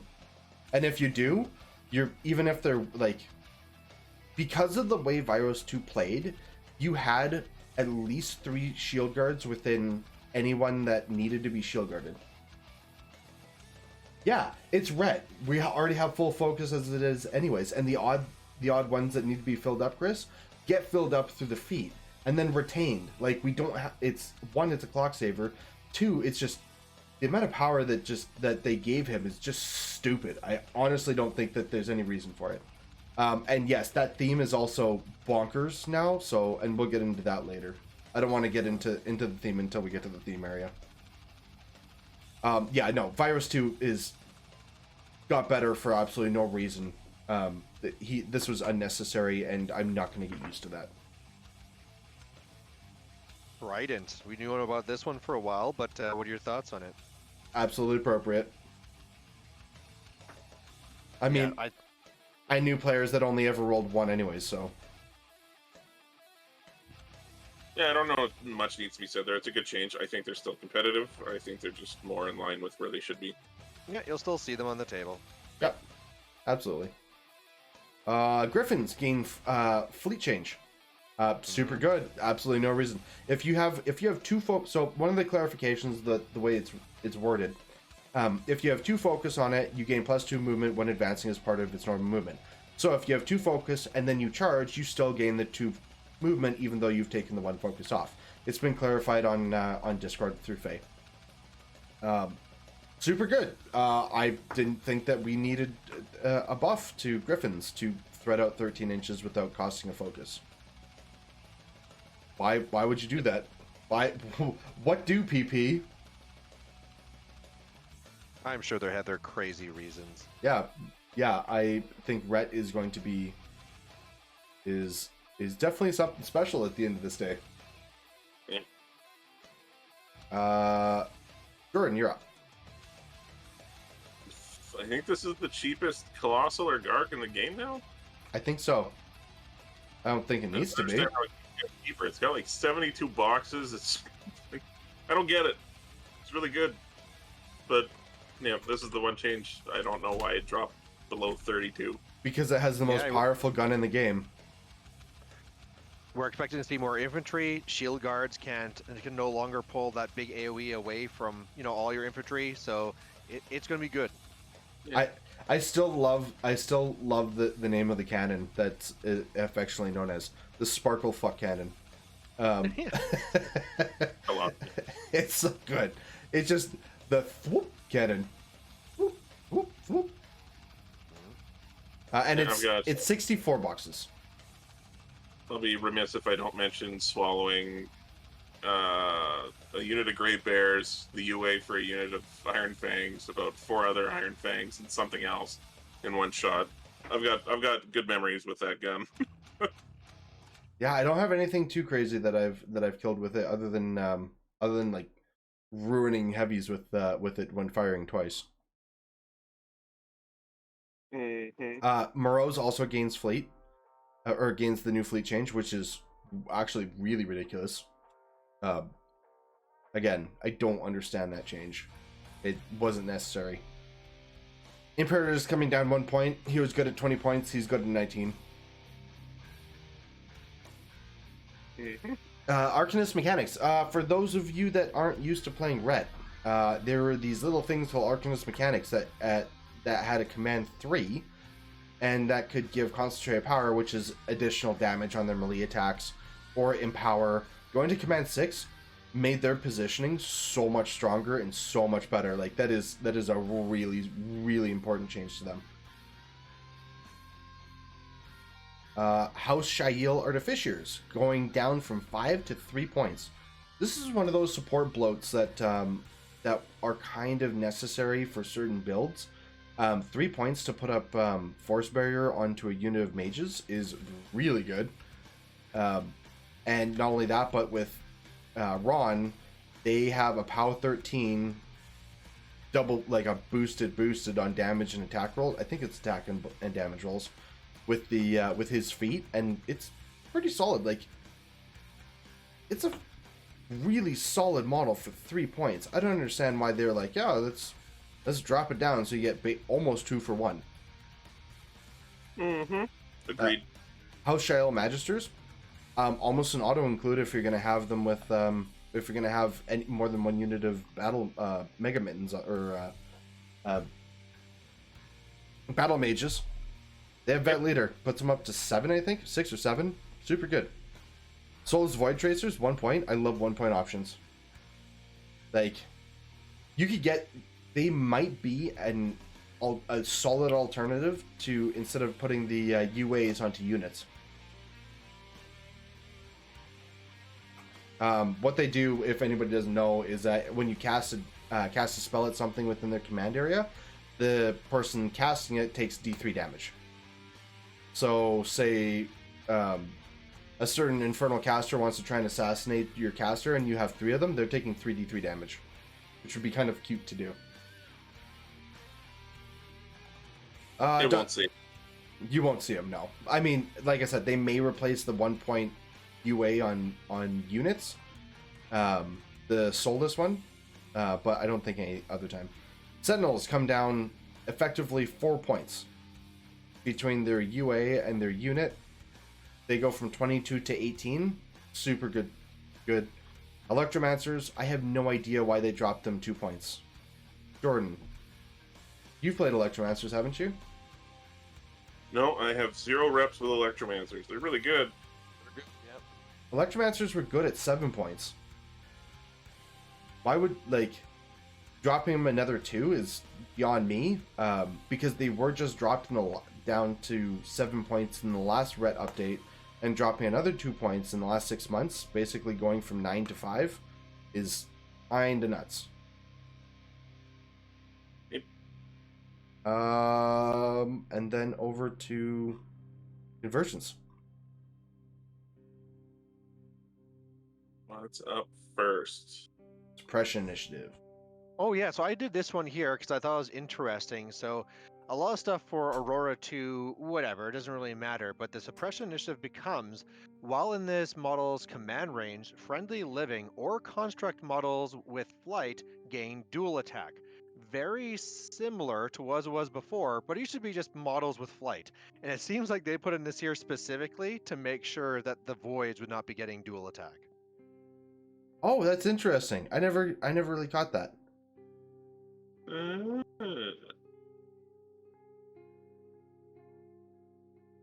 Otherwise, just like that's just a thing of note. If you were hoping this would be a way around to still do that with the void, so that's gone.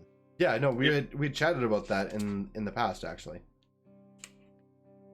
Hey. I'm on.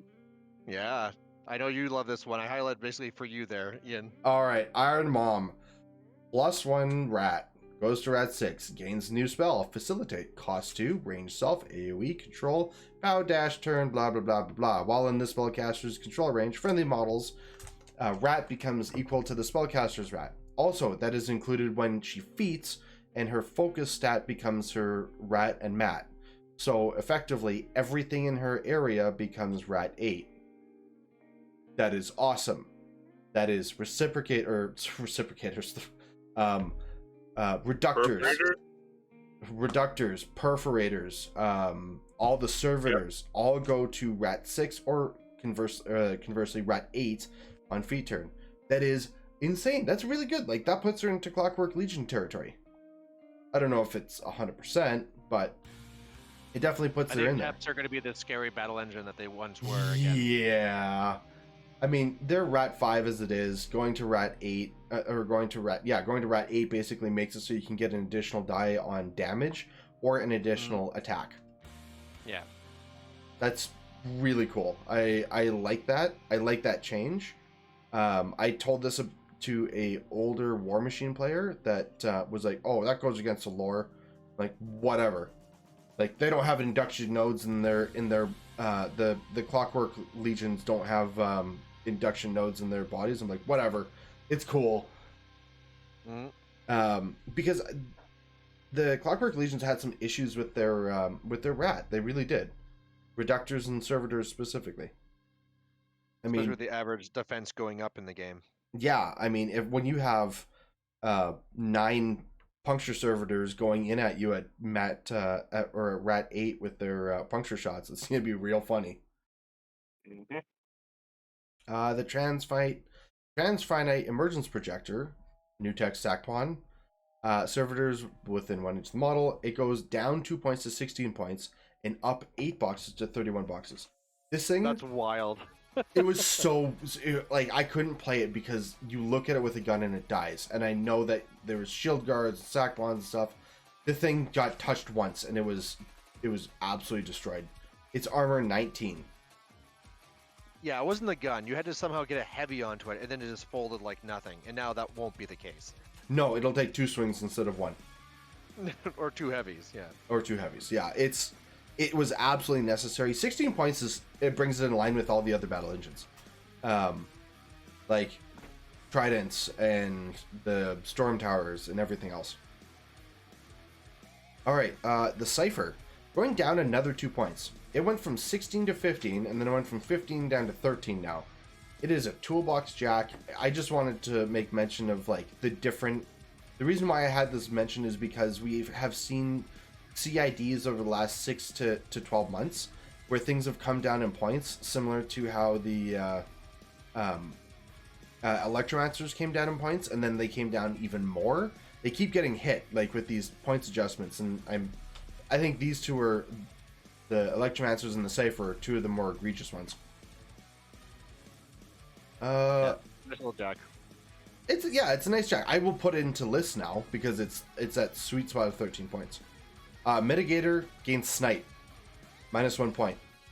So instead of range 7 Quake puncture gun, it has snipe now, so it actually can walk up and shoot stuff instead of walk up and die. Yeah, that's cool. Yeah. I highlight the Tessellator because this is something that we didn't really see here locally, but was starting to be a problem in other parts of the global meta. So nice for Privateer Press to be looking into this and fixing it before it got too bad, worldwide. Convergence can't have nice things, that's why. They have nice things. Don't worry. I know. Tessellator deserves to go up to 8 points. It really is it's not the fact that it was good on its own. It's the way that it was able to be buffed through all the different ways of either Aurora 2. Or Axiom, or what's the Axis? I think was another one. Orion. Yeah, Orion was right. able to make this thing like get an additional die on damage rolls in the right circumstances. Yeah, it really is a really, really good, able to be jacked up jack. What do you know of the Prime Axiom? Are really going to take that now? Oh my god, I took it before at 37 points. When I started this game, it was 38 or 39. And for it to be at 34, I'm looking at two of them right now. I have them on my shelf. I love that model. Also, the drag getting better. Like, it didn't care about that, but I mean... No, it didn't. Yeah. Yeah, it's 100% better. Like, I ran Iron Mother with 2 Prime Axioms. I love that build. Actually, it does care, because now the Hermit can't stop it. Correct. Yeah. Also, Chris Dancox, yes, Kane 3 Tesselators. I love the conversation that has been had. So, Kane 3 taking Tesselators. What do you think of that, Brian? You can't even do that. Yes, you can. How? Because Chris Dancox looks at the same place as I do, apparently, on the internet. So, what you do is you take Nemo 4 with a bunch of Tesselators, and then you kill Nemo. Oh god, okay. And then you group them in a way where you can walk Kane in, spend 3 focus to activate 3 on one turn, and then you put the other 3 in another area, and then you activate the other 3, and then you have 6 Tesselators getting range synergy. There is a way. The Nemo tax cannot be worth just taking the Chargers instead. Why not? Because that's a lot of points where you could just put Chargers. Yeah, but they're better than Chargers. I'm curious. I thought you could only do 1 jack at a time for reactivating. I'm pretty sure it's one focus. The way it was explained to me, or the way I read it, is that you can do it multiple times, but you have to sacrifice your combat action, then spend a focus for each one in base to base. Yeah, so you have to do 1 per turn. No, I think it's 1 per base to base. How many combat actions do you have? You can only have 1 combat action. No, but I think you can do it multiple times as long as they're base to base. I'd have to double look it. I'd have to look at it again. Again, I didn't look at the exchange because I'm not taking it too seriously, but it's worth mentioning. Yeah, no. It's worth mentioning. It is, absolutely. Hey, shut up, Mr. Pirate Queen Scar. Or Pirate Queen Haley. That's a cool list. Yeah, okay. Otherwise, yeah, Prime Axiom, 34 points. Huge point drop. Was considered probably one of the best Colossals before. Still is one of the best ones.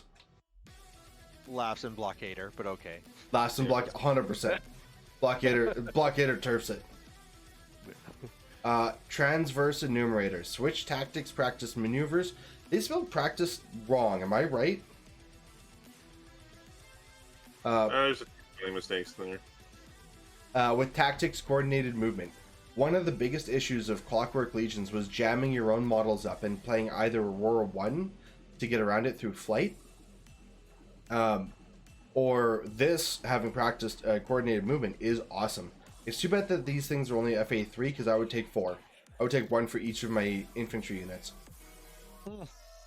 I think you could get away with only running 2, but it's really, really good buff. Like being able to leapfrog your reciprocators or assault over assault with your reductors over, which is a new thing.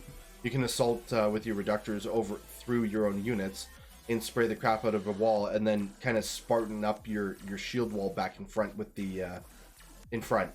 So really neat. I like it. I'm really looking forward to testing that one out and seeing how it plays. Mm-hmm. All right, Jordan. Locks in the in Crucible Guard. One, I'm gonna before anything. Why McKay didn't get anything blows my mind. Oh, I am too. I'm actually really surprised. There's a few things that blow my mind here. Just like one, I don't know why they gave Gearheart 3 Warjack points. Just give that to McKay, please. And like my first world problems complaint about the Gearheart change is that at 27 or 28 points, it was a very neat Vindicator for 15, Suppressor for 13. Life was good. Yeah.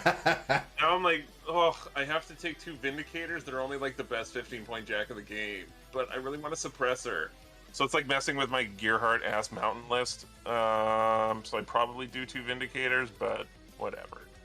What an issue. Like, I mean, you probably already have 2 of them really nicely painted too. Only one. One still has to be painted. Well, better get to it then, bud.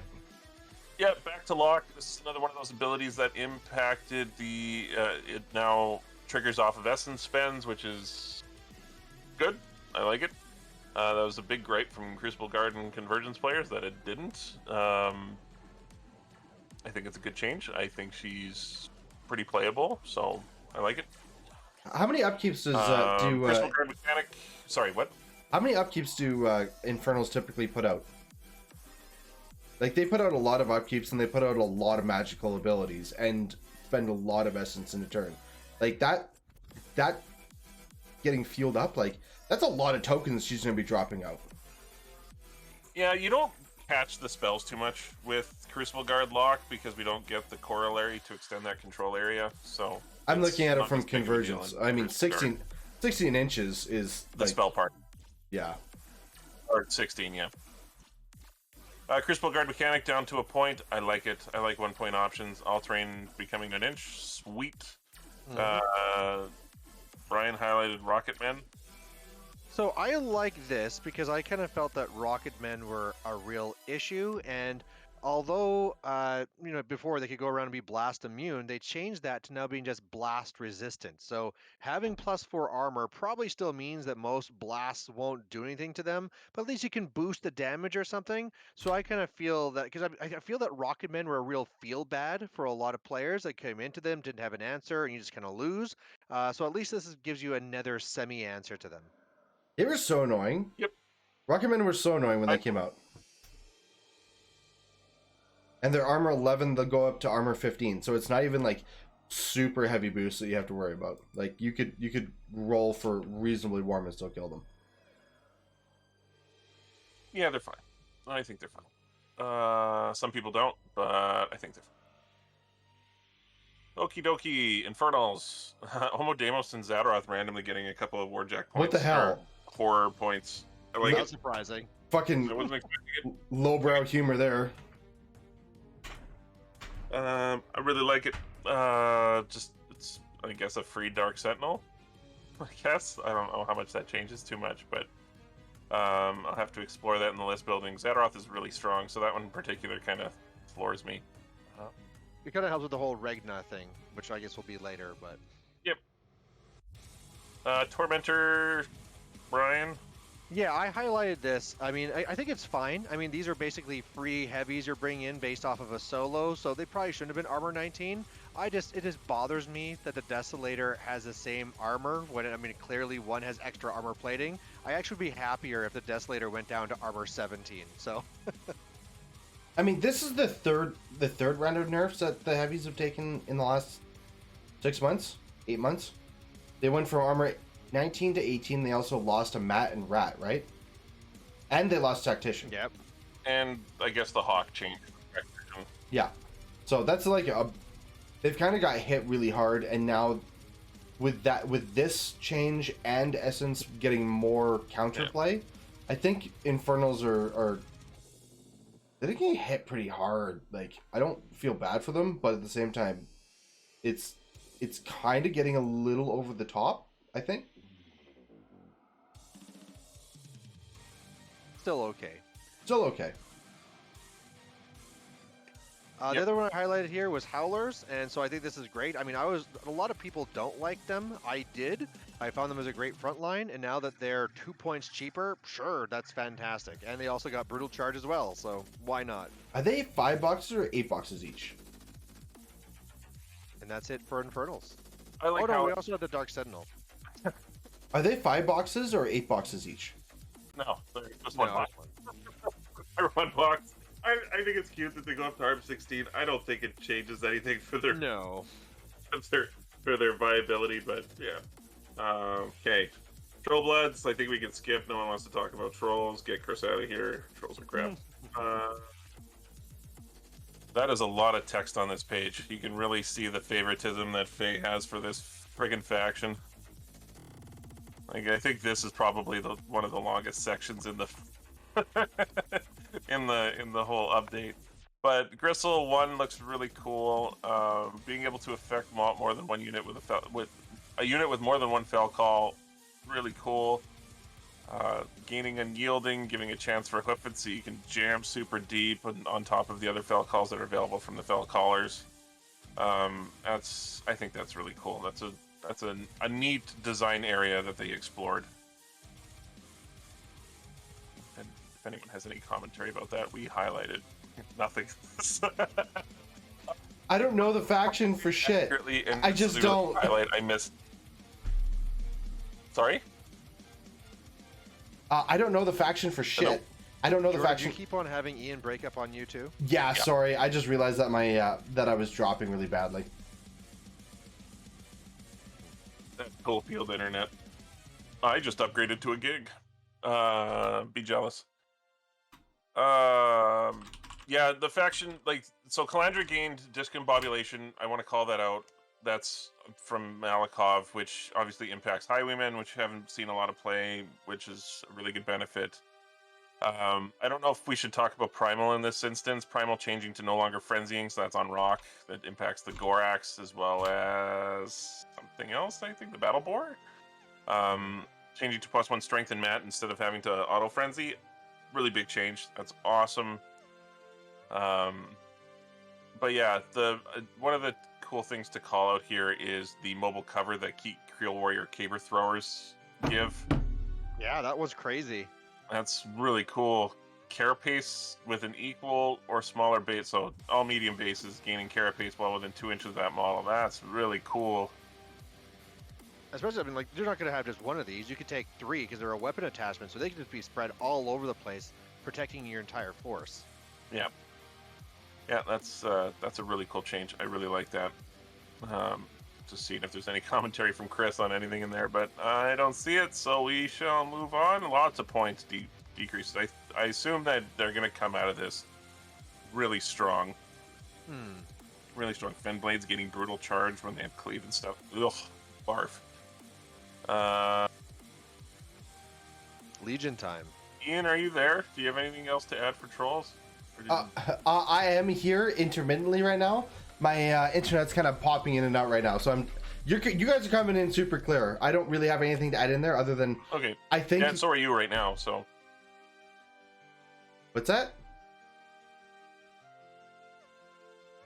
Oh, trolls are good. Okay, Legion, Beth 2. They during the meta podcast with that Faye had on, they had talked about she was on the fence as to whether or not Beth was going to get nerfed. Beth 2 was going to get nerfed, and she did. Yep. So she gains two flesh web tokens, then distributes 2 additional flesh web tokens for each non-lesser war beast in her battle group among 1 or more living friendly faction models in her control range. So it's like Fury. Flesh web tokens become a Fury for transfers, so that's probably fair.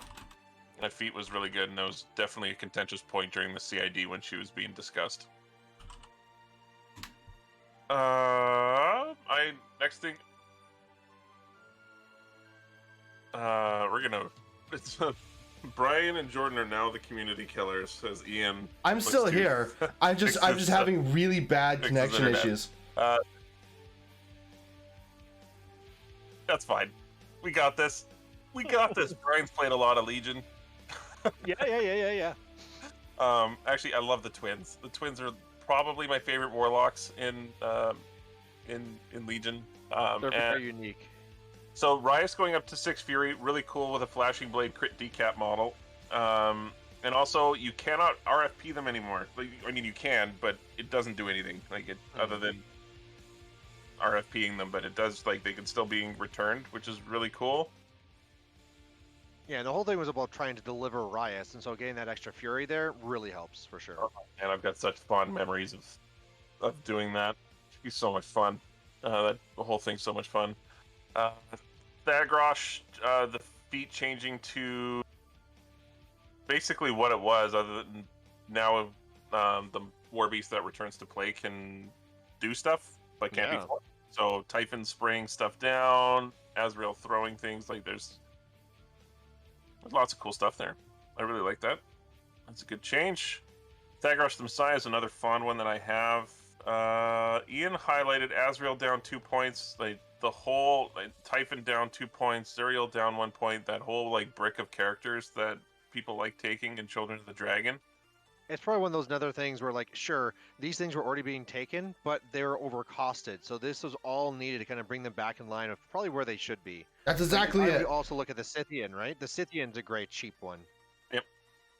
Yeah, that's exactly it. Actually, my internet just came in, and I'm back on full bars again. It seems like. Yay! Also, Chris is like, why is it got to cut out so much during trolls? Because nobody. I'm not sure what you highlighted this one for.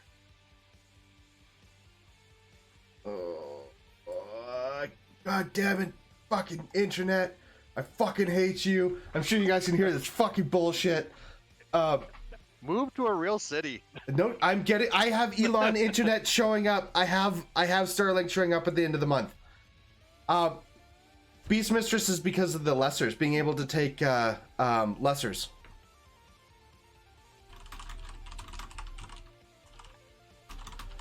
I'm just gonna message it.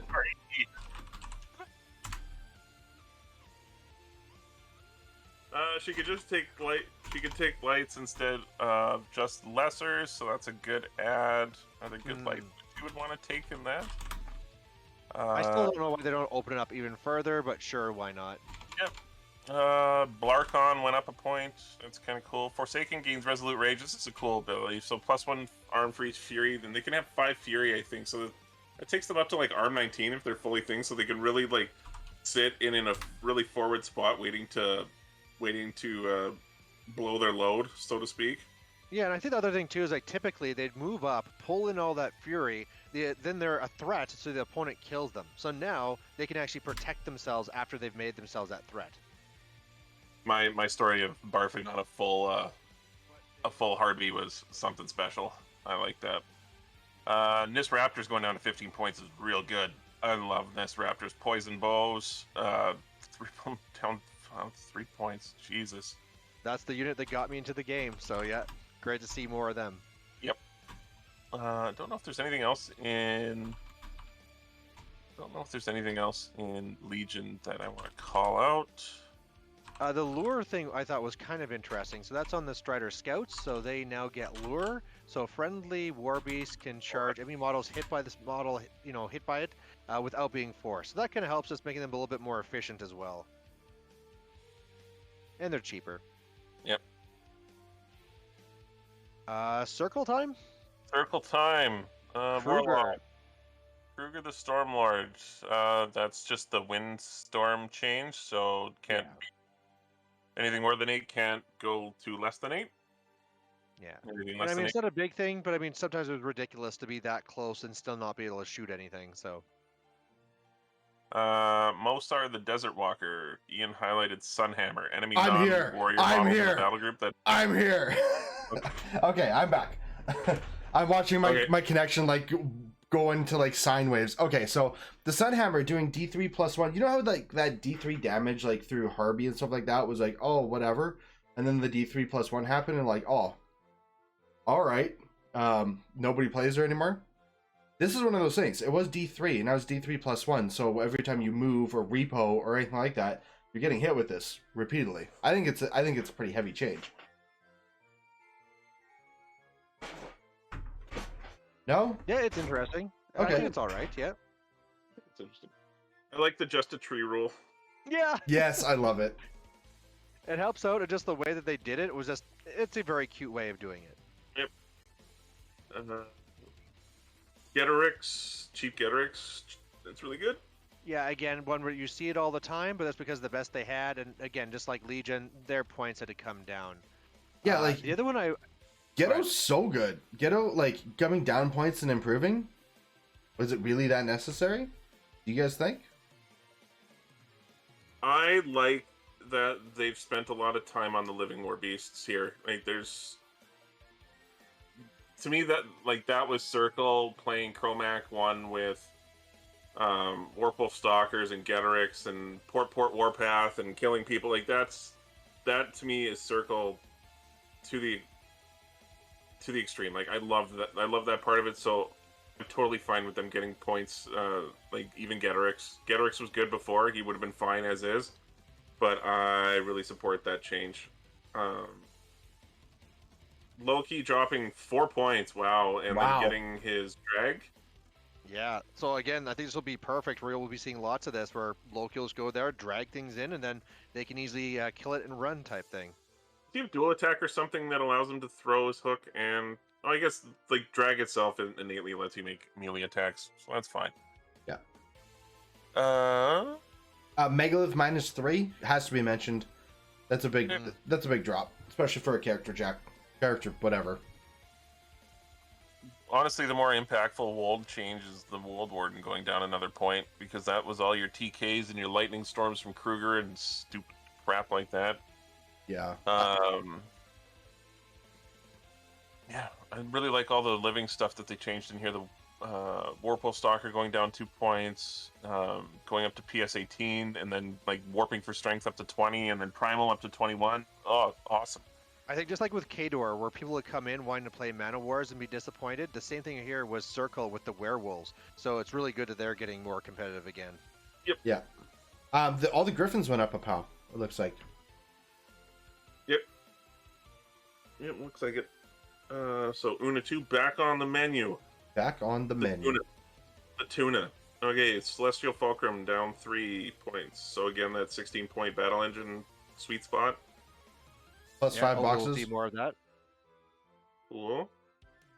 Opening the gate can only get... Yeah, no more trees. No more free trees. No more Get it. trees. That was No more like jet- that was super obnoxious. Like the first time it happened to me, I'm like, oh yeah, he'll probably just bring out like a Black Cloud Wayfarer. Be like, no, tree pops up. I'm like, what the fuck is this? And then I got TK'd. I'm like, what the fuck is this? Yep. Druids down 3 points. This probably won't do anything meaningful. You don't think you're going to see them coming in? No. I mean, They're the first Warmachine model that I ever bought was a box of Druids. Yep. I've owned them. I've played with them before. Makes me sad.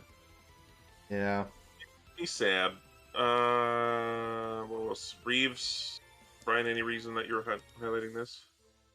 Yeah, I put the reason this is because before being just POW 8 was kind of sad, and now hopefully that they're cheaper and shooting all these shots at POW 10. Again, hopefully we'll be seeing more infantry. I think that these might be relevant, but this is a real maybe in my head, so we'll see.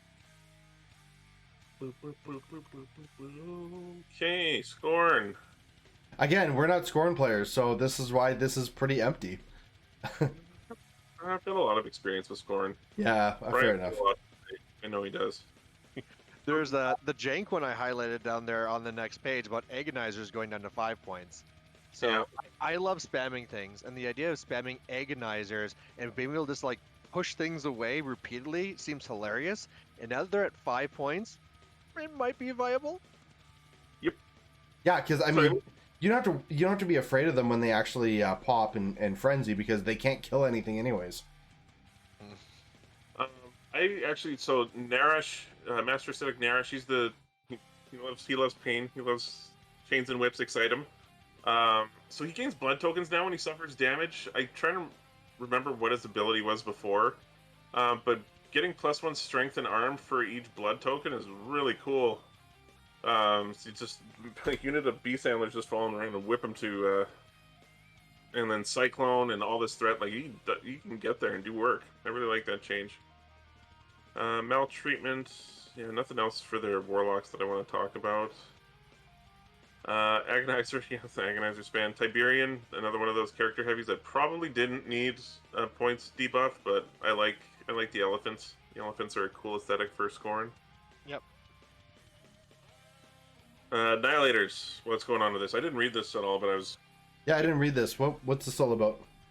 It's just a silly thing. So you used to see these annihilators all the time in Mark II, and then they just kind of disappeared. They were also the type of thing where they like frenzy and kill their own things with their berserk attacks. And so this is their way that they decided to fix this. They gave them pain-induced bliss. So when a model in this unit is hit by a berserk attack made by another model in this unit, roll a d6 instead of rolling a damage roll, and this unit gains groundwork for 1 round. On a 1, the model is destroyed. On a 2 or more, it is knocked down. And if a friendly model directly hit is by initial attack, it expires and it loses whatever. It's like this whole silly way. What the fuck is it? What are they doing? Yeah. What are they doing? It's just giving you the idea that if you berserk into your own guys, it's okay because they'll just be knocked down and get groundwork, which really means they keep the same defense. And it's just like, I don't think this is what they needed. This is just such a weird way to try and fix them. Was this like, they couldn't have been serious on this. There's no way that they were actually serious with this. I can't believe that. I can only imagine there's some sessions that are done on some sort of, drink or drug, and I think this is one of those sessions that came up with this one. Yeah, I believe that somebody was fucking high when they designed this world. Jesus. Not only does it give a new player a headache, they're just gonna be like, "What the fuck is this game?" This is the equivalent of like having to have the biggest mustache for Warmachine to get a reroll. So I don't know. Okay. Beast Handlers got the 1-inch change. A lot of things went to, instead of having to be base to base, it's a 1-inch change. I like. Yeah, super easy cleanup. Yep. Anything else? Oh, the cats, the pounce change is cool. Before, when the cats leapt, they would get boosted damage rolls, sort of like as if they were charging. So now they get +2 to melee attack and melee damage rolls, which I really like. Oh, that's nice. Yeah, I didn't see that. Yeah. And they also drop 3 points, so sweet deal.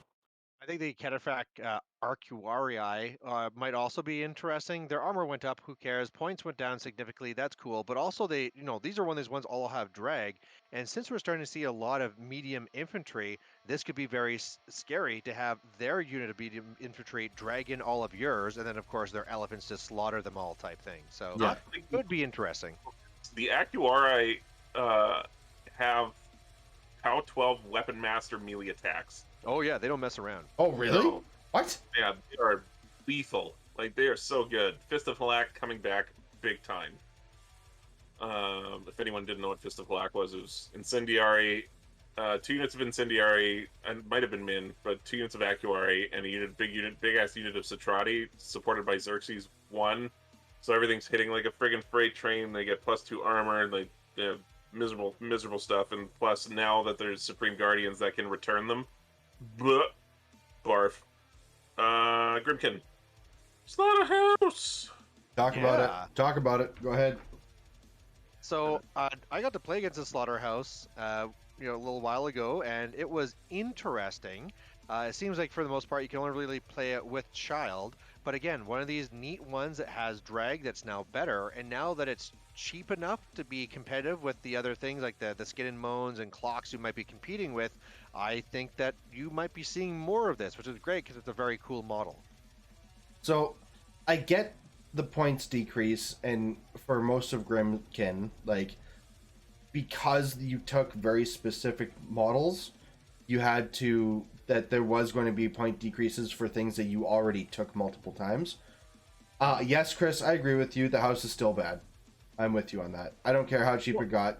32 points is still not 32 points of good. Well, here's one of the things that I consider, and I'm not the Grimkin player, but to me, there's a lot of control in Grimkin between the clocks and the blighted archons being not a blighted, the defiled archons being able to really slow down the front line. That's really cool. But what are you doing while you're controlling this? Are you just setting up your other heavies for an alpha? And one of the cool things you can do is dragging in things to be starting to whittle things away before you do that alpha. So I also went and I highlighted the Witchwood down below for the same thing, where I think some of these drag things might be playing a lot more into these Grimkin strategies. Do you think it's worth 2.5 heavies? As Chris would say? Possibly? You think that the Slaughterhouse is worth 2 Skinner mounts? So, I mean, especially with something like Child, where you can make it hit like a house. There's the pun, that was unintended. I mean, that fact where you could be sitting back and having those 2 heavies waiting to alpha, but now while you're waiting, hey, drag in something, kill it. You've already now gone up that 1 heavy or whatever you've gone after, and when it charges in, it does a lot of work. It can probably kill another couple of heavies. So I really feel it can get the value from it. Alec, I agree. The Slaughterhouse should have got dual attack.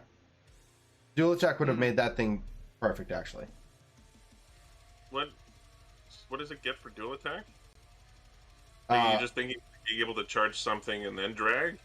No, It's really just would be +1 attack, because you already get a free attack after you drag. So that's one of your initials, so it's And you only get- kinda like the other one. you get all of your initials. Yeah. So you can drag, take your 2 swings, as well as, well, your 3 swings, because you're going to do your 2 initials plus your drag initial, and then move on to buying. I think Dual it attack would've would be been cool. Yeah. I think, sure. Hollow Man Repo 3? Yeah, so we see other stuff being able to shoot and dance around. I don't know if Repo 3 is enough, but might make them more viable, especially, again, thinking that there's infantry there for them to shoot. Dreadrots going to Same Def 13 is I mean, Dreadrots were fucking terrible for victim stats. Them going to 13 is nice. Yep.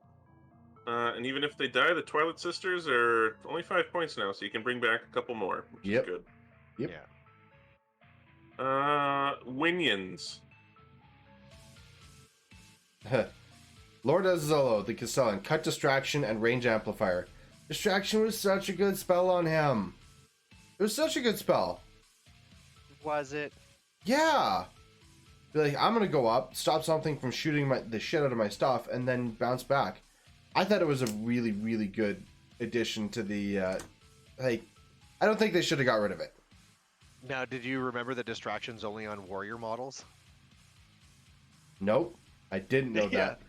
Really? I had an action game where I used distraction on a couple of battle engines, and I felt like the smartest person ever until I was told, like, no, that's just on warrior models, and then I was the biggest cheater ever. So, Distraction! You were using Ashlyn. yep. I was like, wow, this is really good. Oh, that's why. Yeah. Things are a lot better when you cheat. Okay, Right. so just a note on the Rots, Archons, and Malady Men make defense 17 Rots with Starcrust. Well, that's cool. Yeah, Right. so they can definitely get in there. Black-Eyed Wrestler down 2 points. Obviously, totally. Yeah, they needed to come down. So, same thing with like the Warhog. They just needed some little improvements and points going down across. Yep. I like it. I saw Warhog. other people liking the Dracodile going down by 3 points. I don't know if it's enough, but it certainly helps. It's good. It's really good. I don't know. Like, I agree. I don't know if it's enough. I think Lost it them is. again? I think it's Right. appropriate. So, Oh, I think the one goddammit! you It's highlighted here dropping is the again. Bogtrog Trawler. This is a cute one that comes in, ambushing on the side, and then drags things in. And so again, with the trains to drag, maybe cute. I don't know. This is one just to me, I think will be just a little bit more funny. Fuck! Ian with your Fisher Price internet connection. Yeah. Brigands Suck gain my ass. Oh, I missed one. Roche and Brian going down a point. Yeah. A little stronger. I like that change. I like Roche and Brian. Pharaoh Brigands gain advanced deploy. This is really good. That is really good. That is And really good. Commandos I've never played against them. So I don't know if that's enough, but 4 points on a max unit's pretty big drop. That is, yeah. Hopefully that makes them playable. But I mean, like our local was not too impressed, but we'll see. Posse going up to 8 boxes is actually probably a bigger deal for scoring than anything else. 8 boxes just And base? 3 points. That's really cool. Yeah. Because that was a theme that they had to do it in, right? Yeah, it was Blind Walker. Or Blind Water. Blind Water was the theme. But yeah, in scoring, being able to take these units and then having... because you can also take Barney 0 in scoring and then making the unit like super awesome, and then plus the whipping guys that make them better and stuff. It's a really good thing. You guys gotta think like the Maylock list that would run 3 units of these guys. That just saved you 9 points. So it's a big deal. Okay, chat. Yes, my internet, and to the other 2 people in this in the stream, yes, my internet is dog shit. At the end of the month, and I complain about this almost every single stream. At the end of the month, I have Starlink internet from Elon Musk getting sent to my house. It is slated for shipping. I am going to mount it onto my house, and I will have good internet. No, I am not in Germany. No, I am not in the bottom of a well. Yes, where I live has literally the worst possible internet. Shall we continue? Now to the big section of the game that Brian's pretty well just highlighted everything. Oh man, like I'm sure there's some things here that'll be minor in just one word, but you might start with this first one here. Ashland 2, how much do you love this? This is really cool. I like 26 Warjack points and Toros are 13, and she's got Perdition. That's a match made in heaven. Just 2 Toros and call her a day. I like it. Yeah. So that's a simple one. And then we have the Kane 3 chains here. So getting the synergistic magic, getting 4 more Warjack points, also getting the gun mage keyword, which meh. But the flicker now changing more so to being just affecting the entire battle group as well. So basically like the whole energizer type thing. Yeah, Kane 3 is very cool now. I really like what they did with it. Like between that and like the Hurricane dropping some points, as well as all of the changes to Sons of the Tempest, like I'm gonna bring this back to Signar, because I think he's probably better in Signar, minus stupid Tessellator shit, Chris. I love it. I love the Tessellator thing. That's so good. So stupid. And I mean, like, Tesselators. Kane actually has a spell that's really important, which is Calamity, but never has the focus to actually cast it.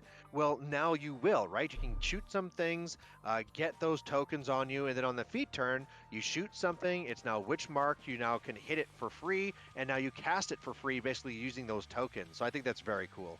Yep. Gaining Cut Locomotion gains, or his Flicker affects all battle group models now, which is super cool. So all those chargers and stuff just move up and aim. Yeah, it's insane. Like, Hellslingers are back on the menu, 100%. Gaining Gunmate, killing stuff at 12 and a half inches, like it boosted Rat 12. Yeah, it's stupid. Meanwhile, the synergistic magic, like we said, not as great on Shay or on Siphon. What do you guys think about Durgan Madhammer? So the big change here is before you would get Gunfighter, which is, okay, that's weird. Now you get Dual Attack. So that could be interesting for some of your things, going in there, be able to bash and shoot something else. Is that enough, though? Do you think that's interesting enough on Durgan? Do we see a Ruled Colossal get played with him? Could. Yeah. I'm just saying. But... He'd probably be the best target for it. Hmm?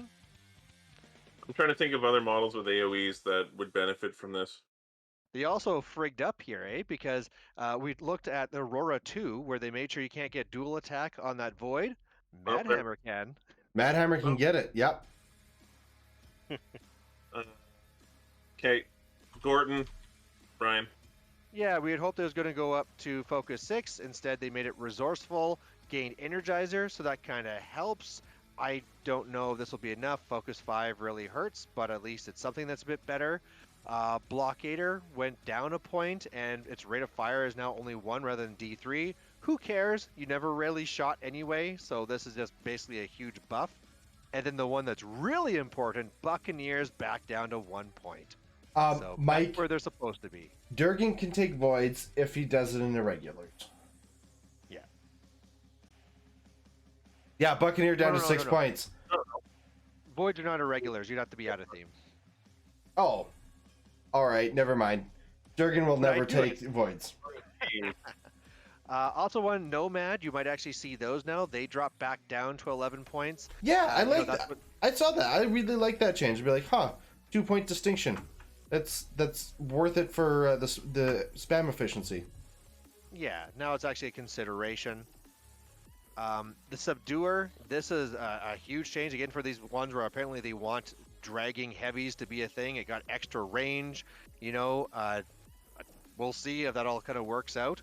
And then the one that makes me mad is that even though the Buccaneer went down to 6, the Talon is also 6 for some reason. So, sure, whatever. I'll take it. It's because the Buccaneers. Freeway. Yeah, it's because Buccaneers are dog shit and Talons are good. Next Death up, Archon? I like this change. I like that it's like between this and the gas before change. Like I just like that it's widened list building. It's widened the meta to include living, like not be so oppressive to living models. Annihilator for Divine Inspiration is really good. I've been playing 2 of these in Prima Materia as the under the new rules, and I've really enjoyed it. Mm-hmm. Like they're still really good. Like part of the big value with them is Mortal Fear, and I think they're easily worth 9 points, and they're probably still the best Archon in the game. Defiled's probably close. Yeah, they're still good, but now they're where they're supposed to be. Cross 1. Yeah, so I think this is another one like Denegra that went up to 5 points, which is now the perfect free option, and now really changed a lot. Who cares about the other stuff? The main thing is discombobulate. So whereas you can do something like that on the side with Kador with 1 caster, having on a junior, they can take in almost any theme, and then, hey, throw in those crows as well. This will be very That's scary. really There's cool, also actually. silly things. We could do that with like Magnus too and get his backstab, but I mean, the crows, it's going to be a big thing now. Oh yeah. I'm really sad about Harlow. Like, really sad. Yeah, I'm not. Fucking snipe on Harlow is stupid. Fuck off, Jordan. That is the only time I'm gonna say this this entire stream. I'm so not happy with that change. I mean, I get it. Harlow was insane. He was so good. He wasn't game changing, but when he was doing what he needed to do, he did it really well. But Here's the other interesting thing I thought too, is they put these two side by side. So both Harlow and Kale Baylock are 3 points. Both of them get 2 shots, but one is at range 14, the other one just 12. One can just sniper and pick out columns, the other one can't. I think that now when it comes down to 3 points, even though Harlow's worth it, I would just rather take Kale Baylock. yeah, but if you have a lot of cricks in your area, you can also shut off Incorporeal. True, but I mean now we have objectives as well, but it really depends, you're right. Yeah. Morrowind, big thing here to notice is that they did not make it go up to 9 points. So they went back on that first nerf that they considered, went down a def, but whatever. It probably shouldn't have been that high defense anyway. But just in case that anyone out there thought they were going to be going up to 9 points. I looks thought they like were did dropping an not. armor too. Or is that the Menite? That's the Menite one. Okay. Yeah. Which is fine. Ragman, It's still gonna get taken everywhere it can in Menoth. And where's the Old Faith? yeah. Yeah. Yep. Still great. Ragman, 3 Ragman, points. 3 points. Love it. Love it. Yeah. Yeah, why? That was a great one. I don't know why it needed to go down a point, but sure, I'll take it. To make you feel bad when you take him for a wreck point. Soul Ward is probably it's really impactful across the game. There's lots of stuff in the game that uses souls, and this is going to be a lot more active now. It's good. The soul collection is going to be really active, so I like this change a lot. River Raider, you already made a video about this. Why do we have to talk about it? Go Seriously. watch Brian. good video. Yeah, go watch Brian's video. Go check out Mr. Malorian on YouTube. Go watch the video on it. You'll see it's probably the most wholesome video on his entire channel. It is honestly his masterwork. He should go viral because of this. Go hit a like button on it. If you're not subscribed to Mr. Malorian, subscribe to him because he fucked Brian's wife. Samurai Advocate. Now this one's really interesting because giving like the wording's weird, but Face confirmed that like you can give Samurai Warcasters focus, which is really freaking cool. What Samurai casters are there? Gaston 2, really good. Gaston 1. It's not specifically Warcaster, it's Battle Group Controller. Fiona? Zarcova. Zarcova? Fiona's. I think that might be it. Yeah, because that really need to be a thing. Let's give Fiona more focus. Is it gain or just... It's gain. Oh, God. Blech. So, yeah, it's really good. And then on top, like, and it's you can only give them one, sure. 4 times. But so like Gaston 1 getting discombobulation, then you can, because he's only focus 5 or focus 4, you could give him like rerolls to put out discombobulation with knowledge. I think the Samurai Advocate's really good. Yeah, even just for empowering Jax, right? It's just a great thing to have out there now. And again, it's one of those things with Cult of Thamar where you can just always take them as long as your Warcaster is Samurai. Pretty dope. Yeah. Yeah, it's... Samurai Archon. The only thing about the Sorry, Samurai Advocate that is really unfortunate is that the loss of Fell Curse. Yeah. Like that was really nice. It like 3 points for a Fell Curse for no healing. It's hard to just like there was no way that they could keep that and give everything else, but it was really nice to have. Yeah, Flames is in a weird spot right now. I don't know how to feel about it. However, the Samurai Archon makes it not so bad because, yeah, sure, it went up a point, but going from Rate of Fire D3 just to straight Rate of Fire 3 is the bee's knees. Yeah, Samurai Archon do work. Yeah, Samurai Archon went up to top tier Archon. Not best, but into the top. Especially when we're going to be seeing more infantry now. Oh yeah, it's going to be doing great.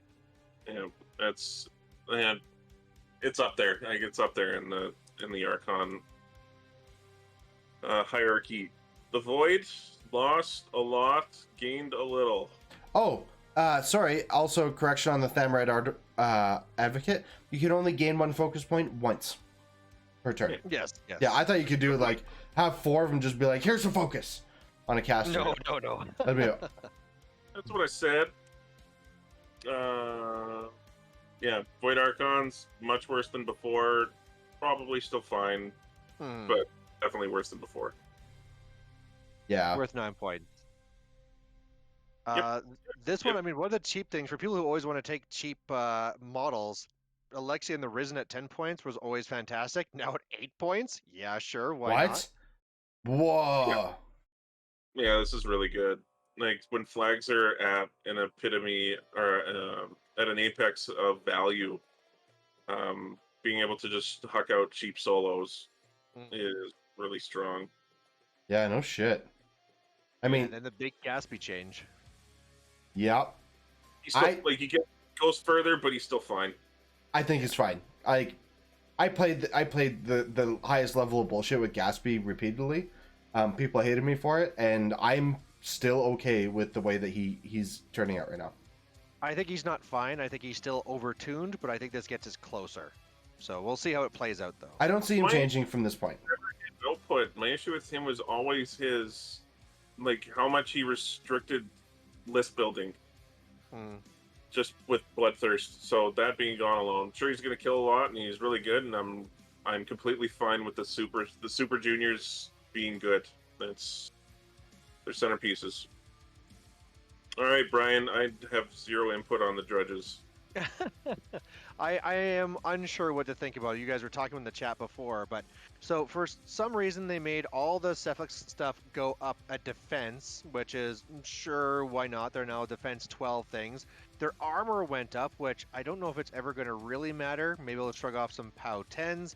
I think the biggest here is that their unit leaders, which are extremely important, now have Sackpon. So originally they had Sackpon, they lost it, got Stealth. Stealth doesn't mean as much anymore. Now they have Stealth and Sackpon, so this will really help them keep alive.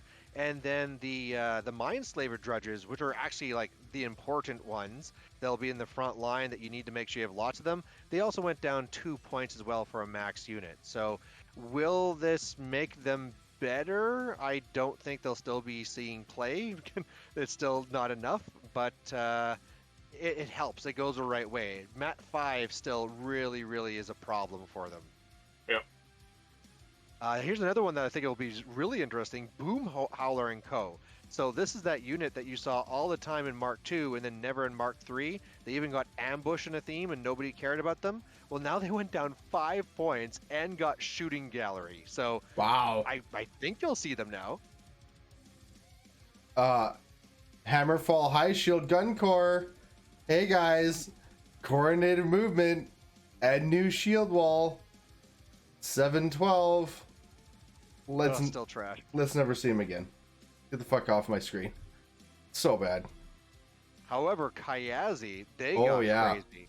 Yes, So they the did. normal unit lost 3 points, and they got Duelist, which, I mean, normally you'd have to take the Underboss for. The Underboss, which is further down, now gives them Shadow Dance, which really means that when something kills something, another one can move 3 inches. So it's a good way of actually getting things to that rear arc so they can actually use the backstab.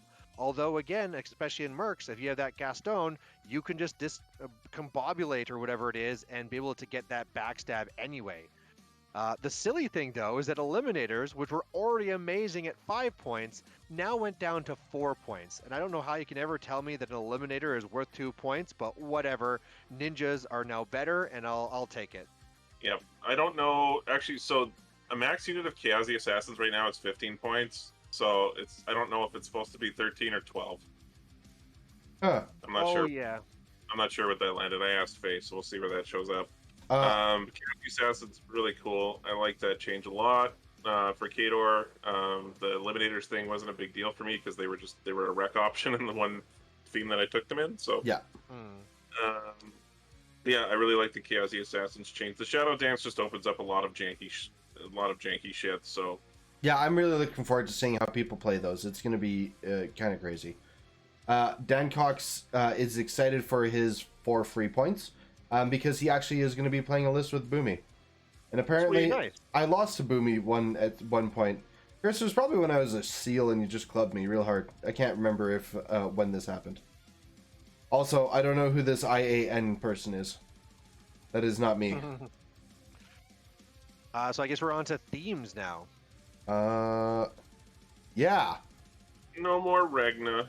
No more Regna requisition squad. Well, this first one I actually highlighted just because it really shows where they're going with this, where they already tried rewording some so that you could only get, small or medium based, but now they're also saying that it's capped off at 5 points or less. And that's very significant. There's anything you used to be getting free for 6 points, 7 points, whatever, you can say lots of numbers. It's now down to 5. 5 is that magical number you want to be. Just for And solos. that's going to be changing things for lots of people. For the solos, yeah. I mean, like, when we get down to, this going for mercenaries, that is harsh. Because there's a lot of 6-point things we like taking, and that's now all gone.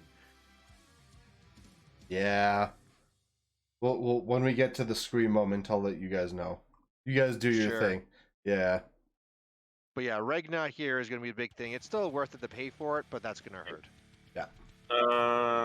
Flame of the Darkness, super sad that they lost the Battle Priest weapon attachments choice. That's sad, but I get it. Was it needed? Since they did the shield guard thing as well, did they need to also take this away? I don't know. I would have been fine with them keeping it, but I can understand why they didn't for the sake of consistency. For Strange Bedfellows, I just highlighted it in general, as I'm wondering Yeah. if all this, if you think they're still, crazy top tier, or if this brings them in line. I don't think they're crazy top tier anymore. I think that they're definitely in line with the other top tiers still. But it's definitely, they've taken a lot of hits successfully, and they are more appropriately, they have to be more appropriately built. You can't just like slap in a whole bunch of flyers and be like, and time to roll face. So yeah, if you wanted to play the list as it was at its pinnacle pre this update, you're going to be losing points with the requisition option change as well as the tessellator change, and then on top of that, you're going to be playing against armies that gain basically a heavy's worth of points. Yeah. So, like there's a pretty big swing there in terms of board presence, but then again, the stuff that's in that theme is still really good. Like this, it feels like strange. Everything kind of got brought up to the same level of efficiency that the Strange Bedfellows offered, because between Aurora 1 and Aurora 2, there was a ton of efficiency through there, and they just hit so hard that it pulled stuff off the table. But the way that if single wound infantry come back as strong as we all assume that they are, it kind of dunks Strange Bedfellows into the dirt. They can't take a hit, and if you have any kind of staying power, and an extra 10 to 12 points is extra staying power, you're going to get fucked pretty hard, and not been given a dinner either. Pistolier and Sons of the Tempest. So that's going to really help it there, for sure. And But we could have already talked about it. Yeah, it's lots of gunmage stuff, particularly the canes. If they get on your caster, you're fucking dead.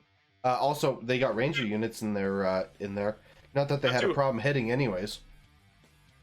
Oh, it's a nice change because Rangers also are 7 points now instead of 9. Oh, nice. Faithful Masses, the most egregious requisition unit or requisition choice in the game, is no longer one, which is nice. Yep. Yeah, but now you can take Deliverer, so it's all the same. It's all Oh, okay. The same power. Big Moth and Armored Core. Oh yeah, I like the Moth. Big Moth. Wolves of Winter. So they changed it. So instead of just like, here's my apparition unit, absolutely turn this thing into a crater. Now you get to choose 2 at the beginning of the turn, and you can do apparition between the 2 of them. So yeah, so like, I think this is a buff. Oh yeah, 100%. Because like before, you sort of had this. What's the word I'm looking for? Or what's that thing where you don't know if the cat's alive or dead in the box? It's Schrodinger's cat. Yeah, Schrodinger's cat. Yeah, so you have like a Schrodinger situation where like everything could potentially have a super long threat range. So it's like, what's your threat? Well, I can apparate 1 unit, so you just don't know which unit I'm going to do. But now you know which units are going to apparate, but there's 2 of them, so yeah. One that I didn't highlight but I thought of is Dark Host getting Deathjack. Is that significant? Big. Deathjack at 18 Yeah. points is really strong. But does Dark Host really care about? Yeah, because what Deathjack does is he amplifies casters that have good support spells, and Dark Host really wants support spells. So I think it's a good ad. Gavris Dark Host. Scabbard, K's, just throwing out debuffs, Ghost Walks, stuff like that. Like it's really good. Well, not that Dark Host needs Ghost Walk, but Totally need Ghost Walk several times actually. Forges of War. That got what it needed, right? Okay, so this is I'm not even like, I'm not memeing, I'm not saying anything. This is literally the biggest change in the entire document, bar none. I don't see any. Really? 100%. The impact, I personally do believe that the impact of Vire Jacks and Vire casters gaining Forges of War is will ruin the internal balance worse than what of Ret, worse than what Tridents did. Ooh.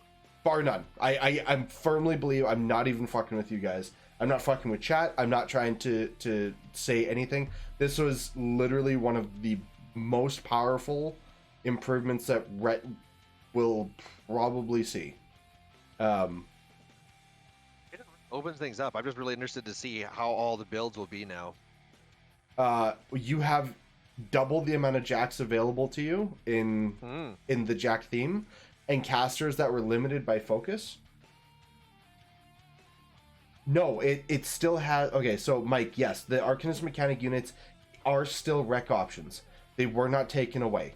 They all of them are still in there. The only thing that changed is that one other small or medium based retribution solo with a 5 points or less. So it's not unlimited points. Yeah, like Ossian is going to be fucking stupid in this theme. It's going to be crazy. Vyros 2 is going to be crazy. Vyros with harpies. Vyros 2 with harpies in this theme is ridiculous. Ossian is going to absolutely blow apart the front line, the jam unit, and half the front line of the armies without being touched. Because Ossian's biggest control element was not being able to have enough focus to be able to support the really effective shooting jacks that Retribution has. And now that they have them on mass and focus, what the hell?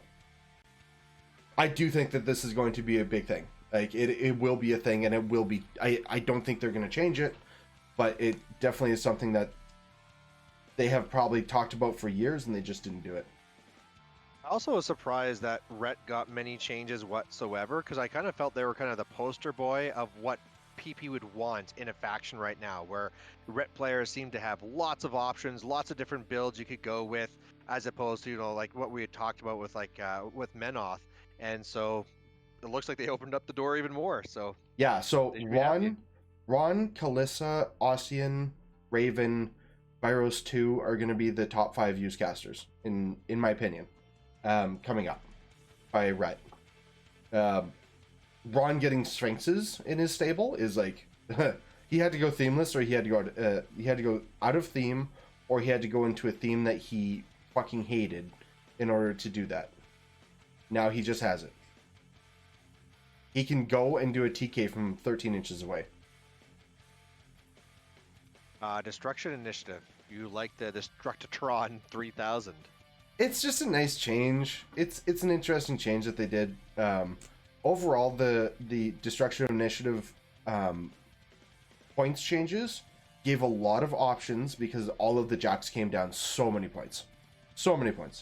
Like I think I'm getting like an almost an extra heavy with the way things shook out. I already talked about it, but I just want to stress again that like one of the most powerful things in Mercenaries, unless you're also counting, being Aurora and stuff like that, was their regular list. And now this change here, where all those lovely 6 and 7 point options we like to take, bring that down to 5. Ooh, that's going to be a big change, and it's going to be interesting to see what are going to be the popular solos being taken now. Like all the things like Boss McCorn and Iris and Savio Acosta. Wipe those all away, and it's going to be now what can be 5 points. So there's a lot, that ends up being a 3 point difference. Like, because I found one in that Ashland 2 list that I was poking around with, I found that I had enough 5 point solos that losing the 6 point ones or just paying for them, like it meant very little in the long run. It actually got made up with the battle group point change, but yeah. But honestly, like losing Acosta across Signar as well, really hurt. Oh, yeah. That's like hearing that. Like, oh, I have only ever got to play him like once or twice, but man, is he fun when he does connect. Yep. The other one I highlighted here was Soldiers of Fortune. So they made it so you can't get Alexia 2 and you can't get Stratus Brocker. And the thing that's hilarious is that this kit lets you normally take 3 crazy 7 point solos. There's these 2, and then also Iris.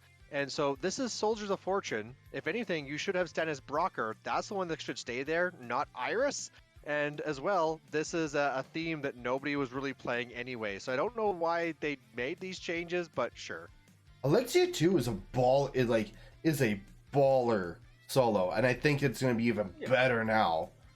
Like that should go. Iris should go, but Stennis should probably have stayed. I think so too. And again, you're not going to see this played anyway, so it doesn't matter. So Yeah. I think out of all of the free points, Retribution still has the most free points possible through rec options. Yeah, it's up there. I mean, they have multiple 6-point solos that can be taken. Crucible Guards still get their double transfers, which is 6 points, which is nice. There's a few of them that still exist. Yeah. Out there. All right, that's the list. I added one more just down below for the Grimkin, where now you can be taking the Witchwood solos, and again with that drag stuff, I think now you'll be seeing them in there. But yeah. That's tough because basically in Grimkin, you almost always have 2 rec options that end up being Malady Men. What would the third be? It's no longer Longbottom. Oh, because he's 6 points? He's 6 points. But the frog? Yeah, it might be Tongue Lick. Yeah. I don't know, but yeah, so maybe one Witchwood? Right? Probably gets in there yet. So overall, what are you guys' thoughts on this big dynamic update? I don't like what they did to Rhett. I think they swung. I think they swung the pendulum too far on Rhett. Otherwise, I like everything that they've done. Otherwise, I think it's a great document. I'm really looking forward to seeing how the game shakes out over the next 6 months and what happens in the next time they start touching some of the heavier models. When they said that they started this journey when Hungerford left, I was nervous because that is not a lot of playtesting time to ram through 43 pages worth of updates. But of all the things that I'm seeing here, probably the Vyros 2, like that, not him specifically, but just like the whole ecosystem around him, like that list. Oh my god. Impressive. It's gonna be stupid. I think I don't see anything else broken. Like, I don't see anything else that would be considered close to busted. Like, I think they did a really good job. There's a lot of things where it's like, hey, we cut it 1 point and 2 points. I don't know if I take it. Like, I don't know if that's enough. Like, some things inherently needed they needed rules updates instead of just points tweaks to be functional. So, but there's a lot in here to like. There's a lot of things that I've built, I think, for lists today that I've used models that I haven't touched in a long time. So that's a win in my book. I'm really looking forward to playing some convergence, especially some lock. I think I have 8 casters on deck to really revisit and replay and see how they shake out. The one that I'm least looking for, that I'm most looking forward to and least looking forward to is Vyros 2. And I mean, like, I'm really interested to see what happens at Warfare Weekend, right? Like, what are these competitive players going to try bringing? What's going to go on top? I mean, this is just great. There's a lot of things in here that I might have say, like, that's a little bit weird. But overall, like, 99%, this is just a great change. And yeah, also excited to see what our own meta changes to. Yeah, I'll still be taking Vyros 2. Yeah. I think the big shakeup is going to be a lot of casters are going to get pulled out. Well, even like, how much are we going to move to infantry, right? Like, how is that going to change? Yeah, that's They made infantry really good, but at the same time, they made the things that prey on infantry also really good. And it's the small base infantry that are going to be preying on the small base infantry now. Yeah, which is fine. I like that. What's one list that you're excited to take? Ian? I like my first inclination. The first thing that pops in my head is Vyros 2, with Imperatus, Disco, 4 to 6 Harpies. If you say Ret and it's not Kalissa right now. Fuck you! Look at it. It's Forges. Ron's in there. Kalissa looks super dope. But I mean, it's gonna be a one-trick pony. You kill some stuff and then you go kill the caster. So it's gonna be, you're gonna run 2 Eterni and maybe 2 Harpies, or sorry, Hydras, You give ghost shot on them, and then you wait till turn 3 when you built up enough focus to throw it all out, and you just hammer on them. Less than that. You'll figure it out. You'll see the light. I promise. Oh my god. It cut out on me, didn't it? No, I heard you. Okay. Yeah. Yeah, we heard you. Brian? For me, you know, like I'm currently an Infernos player, and so I'd like to think something there. But to me, the one list I can't wait to play again is that Magnus one list, because Oh my now God. it's all ready, right? My Buccaneers are back down to 6. My Nomads are back down to 11. Giddy up, let's go. Yeah. Oh my God. To be perfectly honest, what I'm most excited to play is Iron Mother. I want to play Iron Mother again. I want to play some Convergence real bad. Hi, Mom. Hi, Mom. I'm on YouTube. Oh, it's tough. I want to say Armored Core, but man, that Sturgis one list I wrote is super exciting. Mm. I'm gonna say Armored Core. Back, baby. Liar. I'm bringing like 6 bags to games nights now. Like it's just like I don't know what to play. Yeah. I can't wait to dominate Behemoth and then backlash your caster to death. 36 juicy boxes. Do I have Banishing Ward somewhere in my faction? Probably. Was dominate? Does doesn't Banishing Ward stop upkeeps? Well, you can't dominate me if I've got Banishing Word on me. It's a spell. Can't cast spell on me. Enemy upkeeps and animi. Oh, I'll just purge that off. I'm good. Mm. With what? With a random dispel shot from Frustrum. Something like that. Oh, that thing, is it a gun or a spell? It's a spell. It's a gun. Or sorry, it's a gun. Yeah. Shield gun? Yeah. Question mark? Yeah, I'm excited. This is all good stuff. It I'm is. pretty happy. It is all good. I am super happy about the way that it came out overall. I think, like I said, everything is. There's nothing that really is flagrantly overtuned, other than my one misgiving. Maybe Flicker turning into Flicker being battle group is a bit much, but that's okay. Mm-hmm. If we can just get those Calgary fucks to come up to our event. Fucks. No, I want Calgary to fucking hold an event. I really want that. I really want Calgary to run an event because one, I want to take my family on a vacation down to go do a hotel water park stay.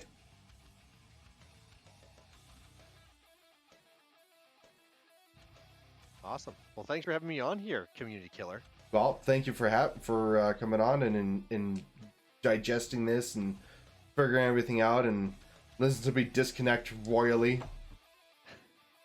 Yeah, your raging was funny. I'll allow it. Yeah.